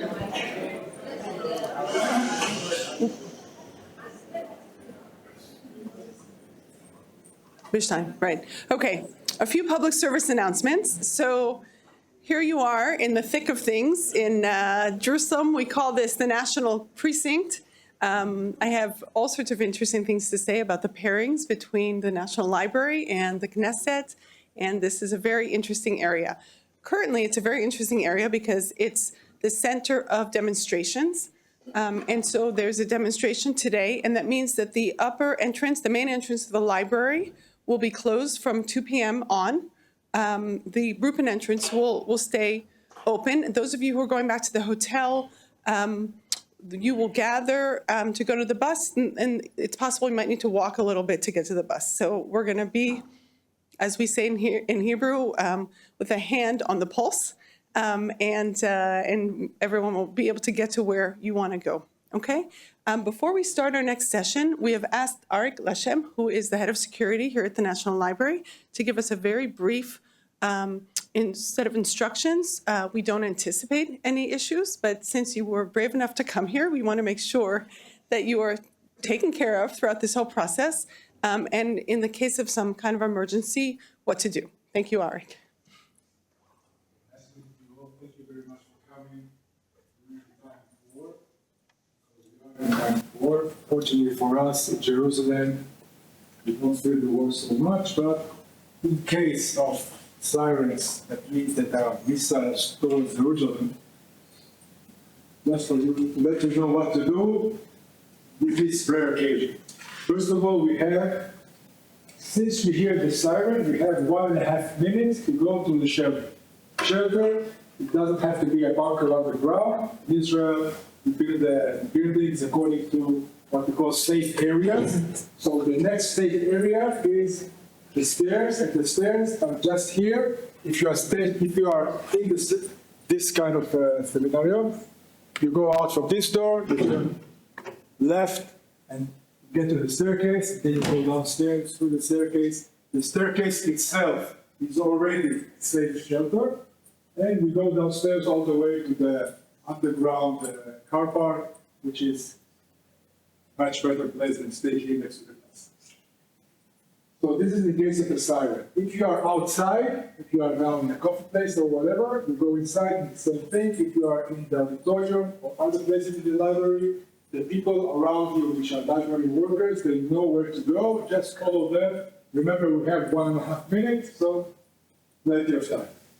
Okay? In Israel, the siren has the same length as the time you have to go to the shelter. So if you are outside, you hear the siren. As long as you hear the siren, you still have time to go to the safe area or to go to the shelter. The minute the siren stops, that means the time to go somewhere is ended, just lay on the ground, and we do our best to recover you afterwards. Any questions? Not about the recovery? Or... Okay, thank you very much, everybody. Thank you very much. Thank you.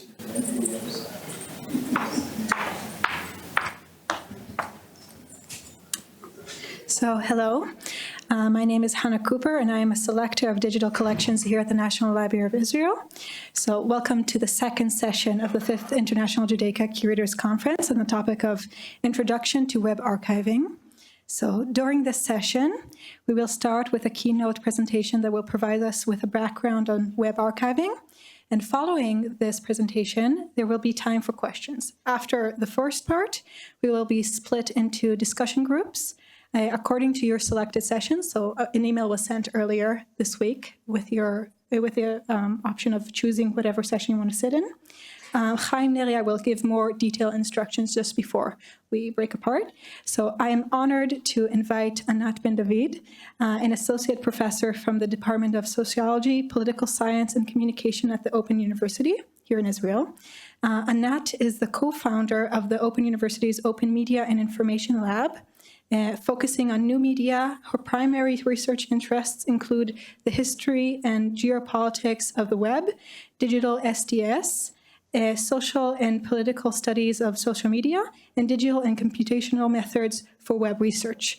She is co-editing the upcoming Routledge Companion to Transnational Web Archive Studies to be published this fall. It's very exciting. And she's really one of the prominent voices in this field, and we are very glad and honored to have her here with us. So thank you, Anat.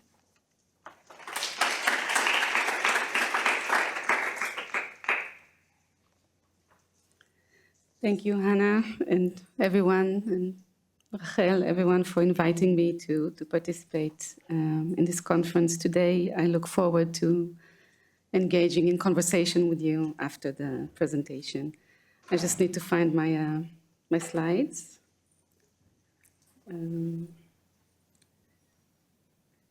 Here they are. So, that would be the topic of my talk today. So we'll discuss the challenges of the web as an ephemeral medium and what implications that may have for us as researchers and historians and curators. And then we'll discuss how web archiving may or may not be a suitable solution for addressing these challenges. So I'm not sure how old you are. But some of you may remember a time when the internet was this vast, uncharted territory waiting to be explored, a very messy, colorful, perhaps even ugly space, allowing new forms of creativity and content creation and a lot of excitement. GeoCities was one of those first very exciting platforms of the early web history. Established in 1994. It was one of the first platforms that allowed anyone free hosting space. So anyone could open a homepage. Homepages were organized in neighborhoods from Hollywood to Vienna, anywhere in the world. And gradually communities started to emerge and create this vast and beautiful legacy of the web's early digital history. Jewish communities thrived on GeoCities as well. This is perhaps a less known or less explored aspect of GeoCities, but I've been able to find some of those very old Jewish websites on the web, explaining to perhaps non-Jewish audiences what Judaism is, how Jewish practices are practiced, and so on and so forth. So this one is from Malta, and this early homepage from 1994 is about Hanukkah. So in terms of web history perspective, this is really almost prehistory. We're looking here at the banner talking about, you could listen to the Dreidel song on Internet Explorer 4.0 or higher. For us, Internet historians, this is primary source. This is exciting, excavated materials that we can work with to do web history, to understand the medium's past, social histories, and so on and so forth. If you're interested, I've collected all of the Jewish GIFs from GeoCities. They're available on gifcities.org. It's an initiative by the Internet Archive about which we'll talk a lot today, and you've mentioned them earlier in your talk. GIF culture was also part of the web's early history, and GeoCities was full of very funny and creative GIFs that are now today part of the web's legacy. So that Am Yisrael Chai is not just something that is being chanted today during war times, but I have evidence that that was very prominent back then in 1994, as well as this beautiful GIF that I'm going to use from now on for my email signatures. And it's nostalgic and fun, right? But not so fun when we look at this in the long way. Because as all web platforms emerge, eventually they disappear or die. And that was also the case of GeoCities. GeoCities was purchased by Yahoo in 1999. And then 10 years later, it was discontinued. And when a platform is gone, so is all the very rich and colorful and important history that it contained just vanishes in a day. Not in the case of GeoCities, because it was partially preserved, and we'll talk about that later, but less famous websites, average websites, community websites, are there for a while and then they are gone. And unlike what we tend to think about the web, they are gone forever and they don't leave any trace. So that is the introduction of what I would like to do today, to discuss the challenges of the web's ephemerality and the problem of history, of doing born digital history with web materials, and then to introduce web archiving as a solution to that, a partial solution to that problem. And then when we have the basic concepts of Web Archiving 101, I will try to further complicate questions about what we can do with web archives, what we can't do with web archives, what are the premises, what are the ontologies and epistemologies of web archives, and what they allow us or don't allow us to do as curators and researchers. I'm not that huge fan of GIFs, but today in the presentation they're very prominent. So this spiraling GIF represents what a media scholar, Wendy Chan, has conceptualized already 10 years ago, or maybe even longer, as conceptualizing new media as the enduring ephemeral, a medium that consistently exists in the present, perhaps slightly looking backwards, slightly looking forward, but in a way perpetuating a continuous presence without a real past and without a real future. And when we come to think about how digital memory works, we tend to realize that this is indeed the case. We're continuously running on RAM, random access memory, and not on ROM, on the long-term memory. When we look at search engine results, for example, not sure if you've ever tried to reach beyond the 1,000 results on Google. Have you? For those who have tried, you would know that it is not possible, because Google indexes millions of results, but it determines for us what is relevant. And anything beyond the 1,000 result is considered irrelevant. New content, updated content, is considered relevant, and therefore we would see it in the top 1,000 results. Older websites, even though they're still somewhere on a server, connected through the DNS. They are there on the web, but they haven't been updated in a very long time.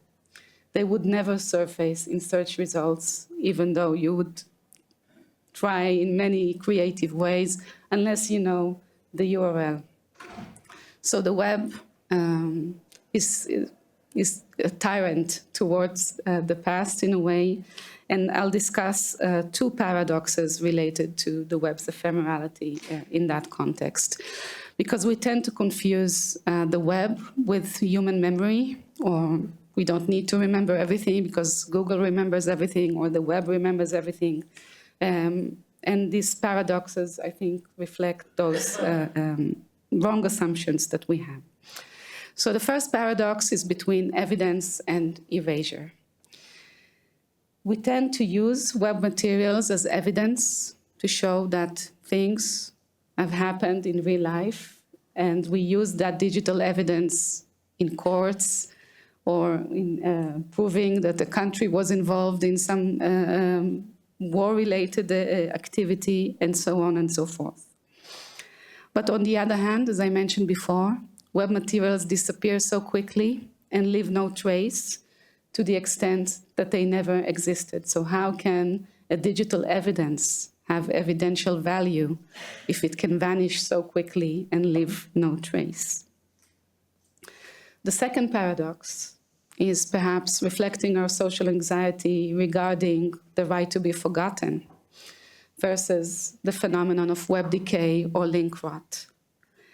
I mention social anxiety because when we look at it from a legal perspective or from the perspective of individual rights, the right to be forgotten is a true and painful concern, and indeed a human right that we need to protect if we would like to protect our reputation or our online reputation. So assuming that if someone has written something about me on the web that creates a memory that I would not like to have about myself, and therefore I have the right to ask for that record to be erased, reflects the notion that web traces are there forever, and therefore also my reputation would be damaged forever. But when we look at it from the technical perspective of the persistence of web materials, we witness an opposite phenomenon that may question whether the right to be forgotten is a short-term right rather than a long-term problem. Because when we look at the persistence of web materials or web sources, we come to realize that the web, it suffers from many diseases. I call it a suicidal medium. It has amnesia. And part of the amnesia I'm now a bit diagnosing is the phenomenon we call link rot, which is the gradual process of hyperlinks or websites becoming broken or inaccessible over time. This is an inherent feature of the web as a medium. It occurs when the web pages or resources that links point to have moved, removed, or deleted. That happens because of the dynamic content management of the web. And it is, of course, a major challenge for us web archivists and those interested in preserving web content. The phenomenon is so severe that researchers from Harvard University have looked through all the URLs mentioned in Supreme Court decisions, and they found that over 49%, and now it is over 70%, of the URLs cited in the Supreme Court decisions are no longer available. Other statistics related to link rot may or may not surprise you. So around 28% of links shared on social media become inaccessible after 2 years. And the average lifespan of a website is only 100 days or 18 months, depending on how you're counting. And this is a very, very short lifespan for those interested in thinking about how to preserve web materials. The problem of link rot, coupled with the increasing rate of content production online, of online-born digital content production, has led UNESCO in its Charter on the Preservation of the Digital Heritage to coin this concern in terms of the digital dark ages. And they note as the world's digital heritage is at risk of being lost to posterity, attitudinal change has fallen behind technological change, the threat to economic, social, intellectual, and cultural potential of the heritage, the building blocks of the future, has not been fully grasped, and unless the prevailing threats are addressed, the loss of the digital heritage will be rapid and inevitable. I think you've also mentioned that in your keynote. We are probably heading towards an era where most of our content is published online, but the traces of that vast human online activity will not be preserved, what UNESCO has termed as digital dark ages.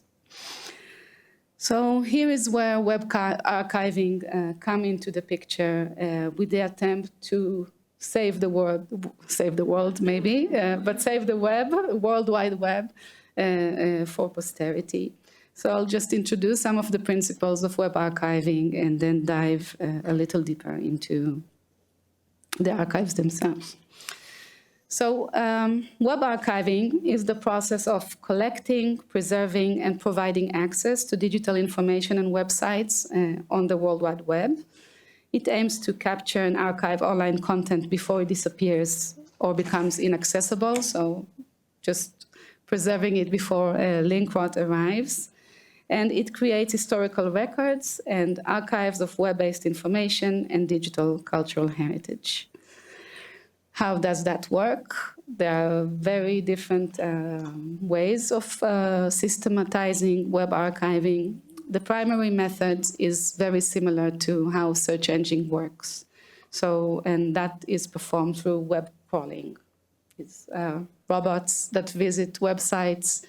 This is how a search engine works. The bot visits a website, it scans the website's content, fetches other URLs, finding them, crawling them, moving on to the next URL and the next URL. The difference between a search engine crawler and a web archiving crawler is that when a search engine crawler finds a new website, it adds it to the index. A web archiving crawler does the same, but when it meets a new URL, it also preserves that URL. It adds it to an index, but also keeps a snapshot of how that website looked at that particular moment in time and preserves it for further replay in the future. It then revisits that website after a certain period of time. So this is how web archiving through web crawling works. There are other tools for web archiving that are perhaps smaller at scale, but allow curators to create special collections through browser emulators, other services that the Internet Archive provides, such as Archivit and other services that allow individuals or smaller organizations to create special collections. The processes involved in selecting and scoping a web archiving project are very complex, and we'll discuss that soon. But the premise is that you can't preserve everything because the web is so vast and it's so dynamic. So some selection procedure has to take place, but the technical specificities of those selection procedures and their implications can be vast when looking at it from a national perspective or from a community perspective, of course. Then there's also this distinction between web preservation and replay.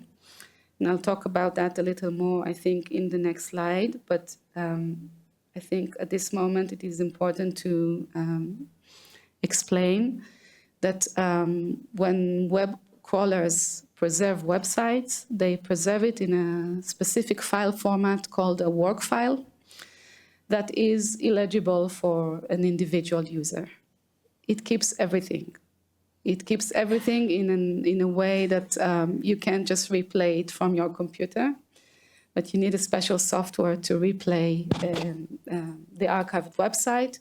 And the replaying of the archived website has its own specificities. For example, if I will, and I'll show that soon, if I am trying to recall a website through the archive, and the archive doesn't have the specific timestamp that I've asked for, it would find the nearest timestamp available, and then it would take from different work files and compile a web page that is that its temporality is the most proximate to what I've asked for, but it is not necessarily the original website that was preserved at that time, because it would take different elements from different work files. So essentially, it is essential to understand that each replayed website is actually a simulation and not evidence. So we'll come back to that later. The main institutions involved in web archiving are the Internet Archive, the institution that started the web archiving movement back in 1996, and then gradually national libraries around the world, primarily in the global north, have started national web archiving projects at different scales. Some of the prominent institutions involved are mentioned here in this slide.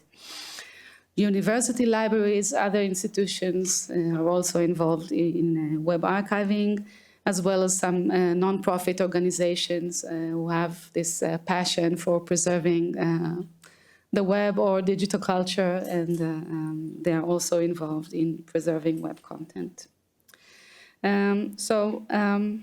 This short video or visualization shows the timeline of what we, the researchers, call the national turn in web archiving.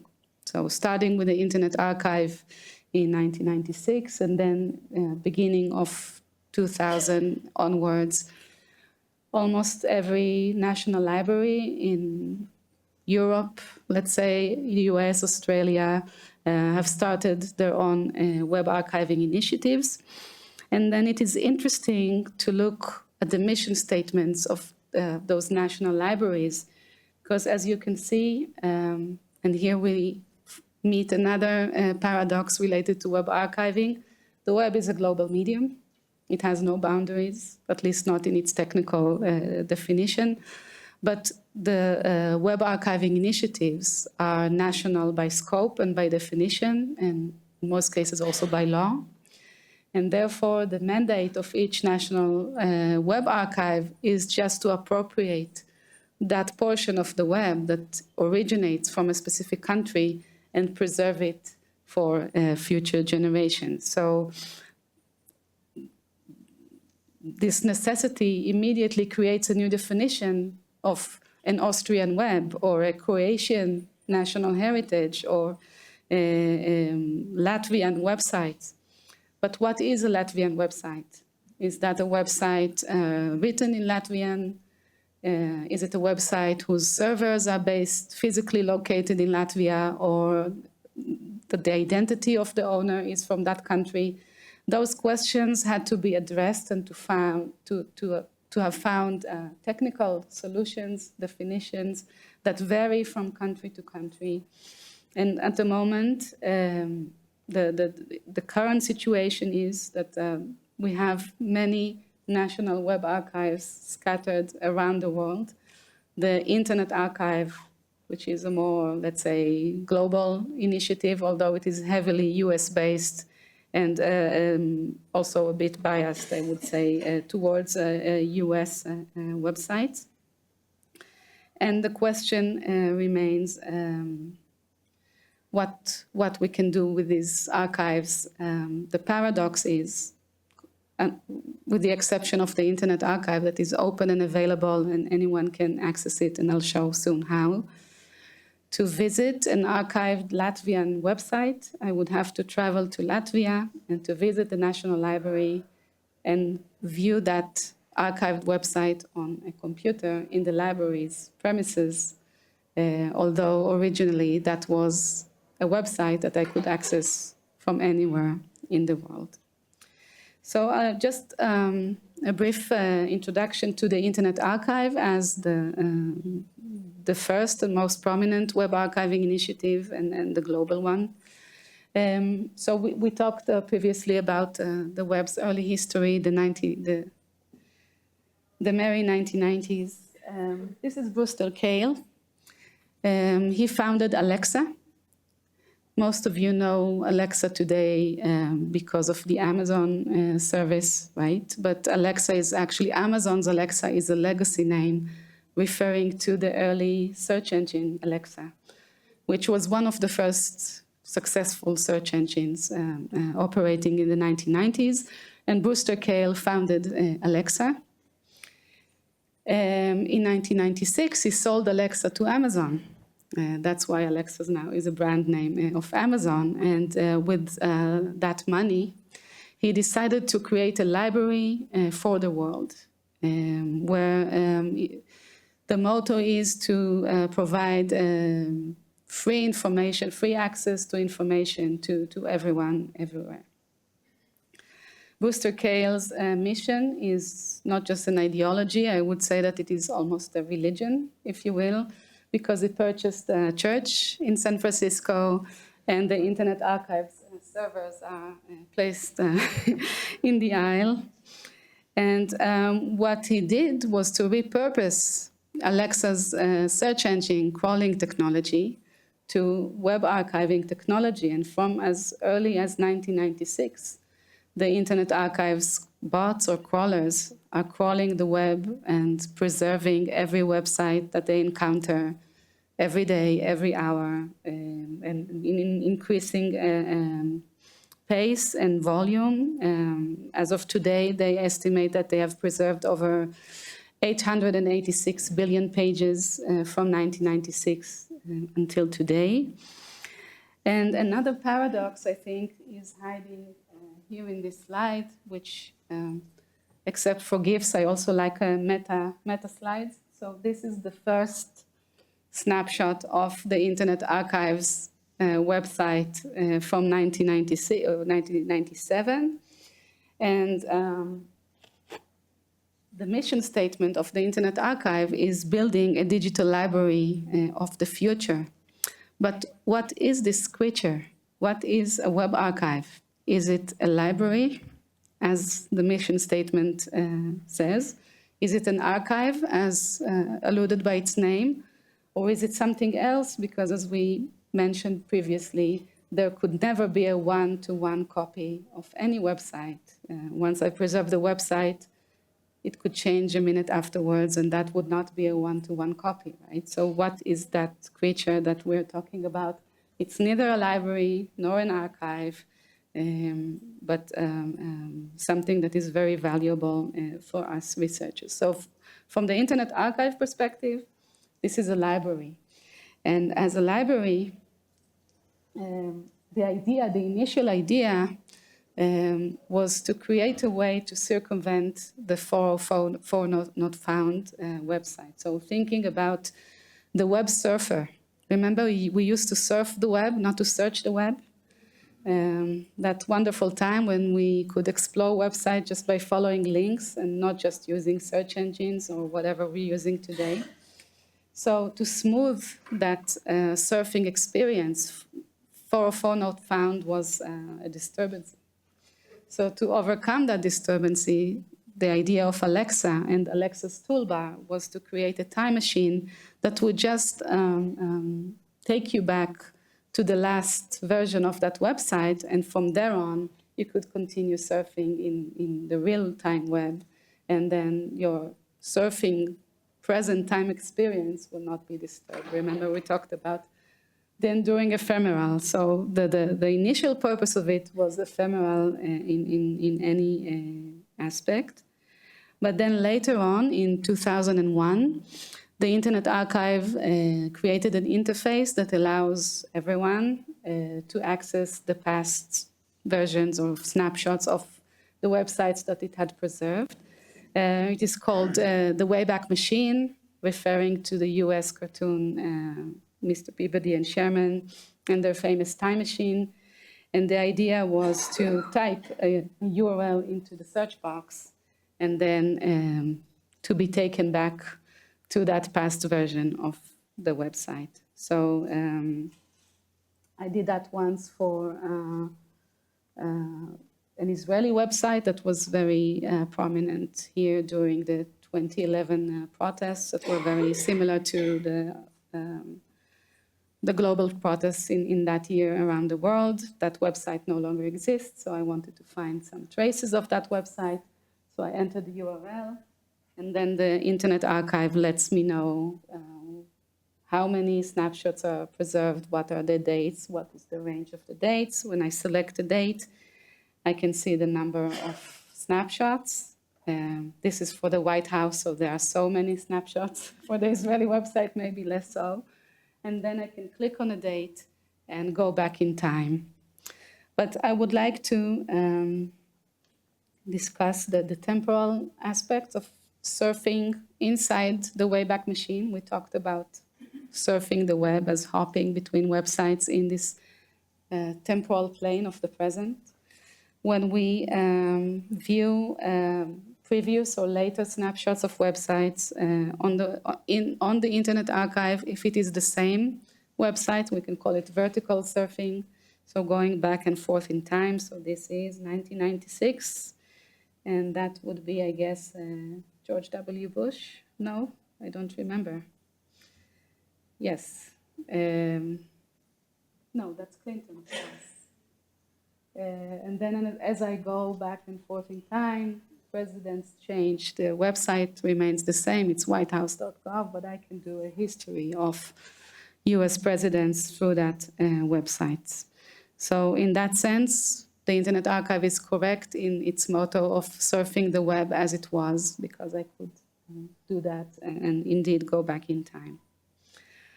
But I could also use the archive to surf it on this temporal plane of the present, or assumingly the temporal, or horizontally, let's say. So that would be one of the earliest snapshots of Greenpeace, I think. Yes. So the web used to be very modest and colorful, right? Before it became blue. That was before Facebook. So if I am entering the Greenpeace website through the Internet Archive, and then I would like to follow some of the links inside, some of them will not be available because they were not archived. They will not be archived because the crawlers would go only, usually they would go around 2 pages deep, but not further than that. They continue finding new pages on new websites. But if I am successful and I find, excuse me, 5 minutes, okay. And I find another link, then I can jump and click that link. But then the archive would take me perhaps to a different year if they don't have that snapshot available. So when surfing through the archive, I may experience some temporal inconsistencies. So just to summarize, the ontology of web archives, in a sense, is that of single pages, stripped of their networked and dynamic environment. So that network dynamic medium is one thing. Web archiving or web archives is something else. From an epistemological point of view, it requires us to know the URL, to type it, and then to access that website. We don't always know, so that could be a problem. And it also imitates, the way of knowing imitates the early web logic of surfing or discovery through URLs and not necessarily through search. And that can also cause several problems. And I've discussed some of the temporal issues. My critique of web archives is beautifully exemplified in this art project by Kenneth Goldsmith. In 2013, he published a call for participation, let's call that, for people to recommend pages that are worthwhile preserving. Then he printed out everything.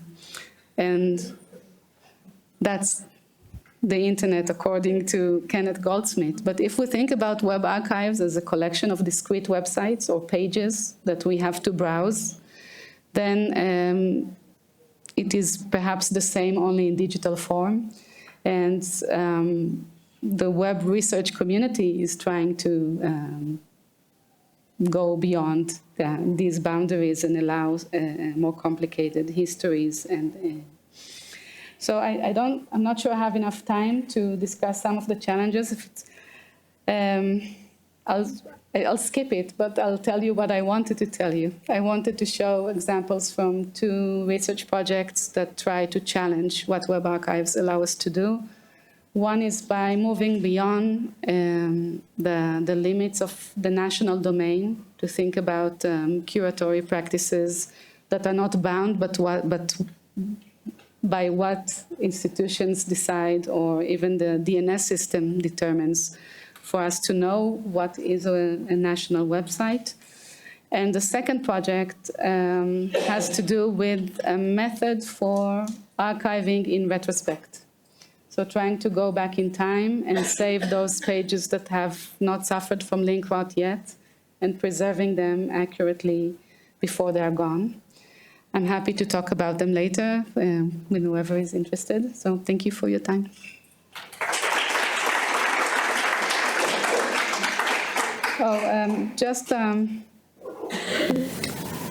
A few years ago, I made an online exhibition here with the National Library. It was called 20 Years of Israeli Internet, going back in time, looking at the early history of Israeli websites. Interestingly, the URL is 404, but you can find it on the Internet Archive, and it's a very cute exhibition, so have a look at that. Thank you.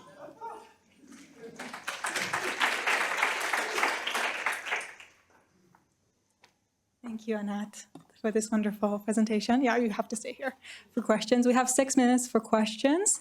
I just want to mention that it was important to us to provide this kind of outlook on web archives in general before the next sessions, because we kind of wanted everyone to be on roughly the same wavelength. So, question from here behind.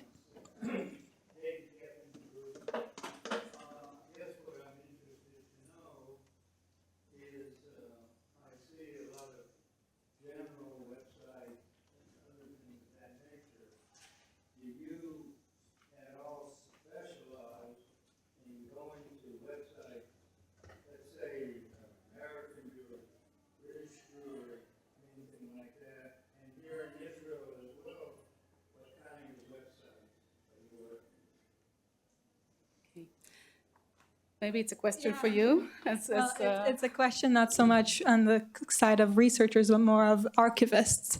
I think we will kind of expand on that in the smaller sessions, but if there are other questions that Anat specifically could answer, we would take them now. Yeah, I can say something very briefly. In a sense, it depends on your interests. You can curate any kind of special collection and study it, but usually national libraries are mandated by law to preserve the national domain. So the web crawl would go once a year or twice a year, depending on the country and the size of the national domain, and perhaps another list of websites that the National Library or the institution decided that are of national importance, and then the crawlers would automatically visit them once or twice a year.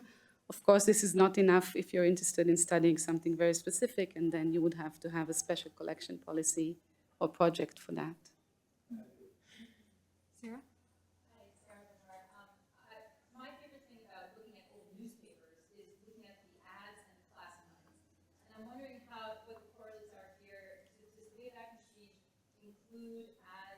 Yeah. So is it, because I guess ads are targeted in location and other ways. Mm-hmm. So how do they manage that or document that? And then also social media, I guess, would be the part of the Yeah. sites, and to what extent does the Wayback Machine archive social media? Yeah.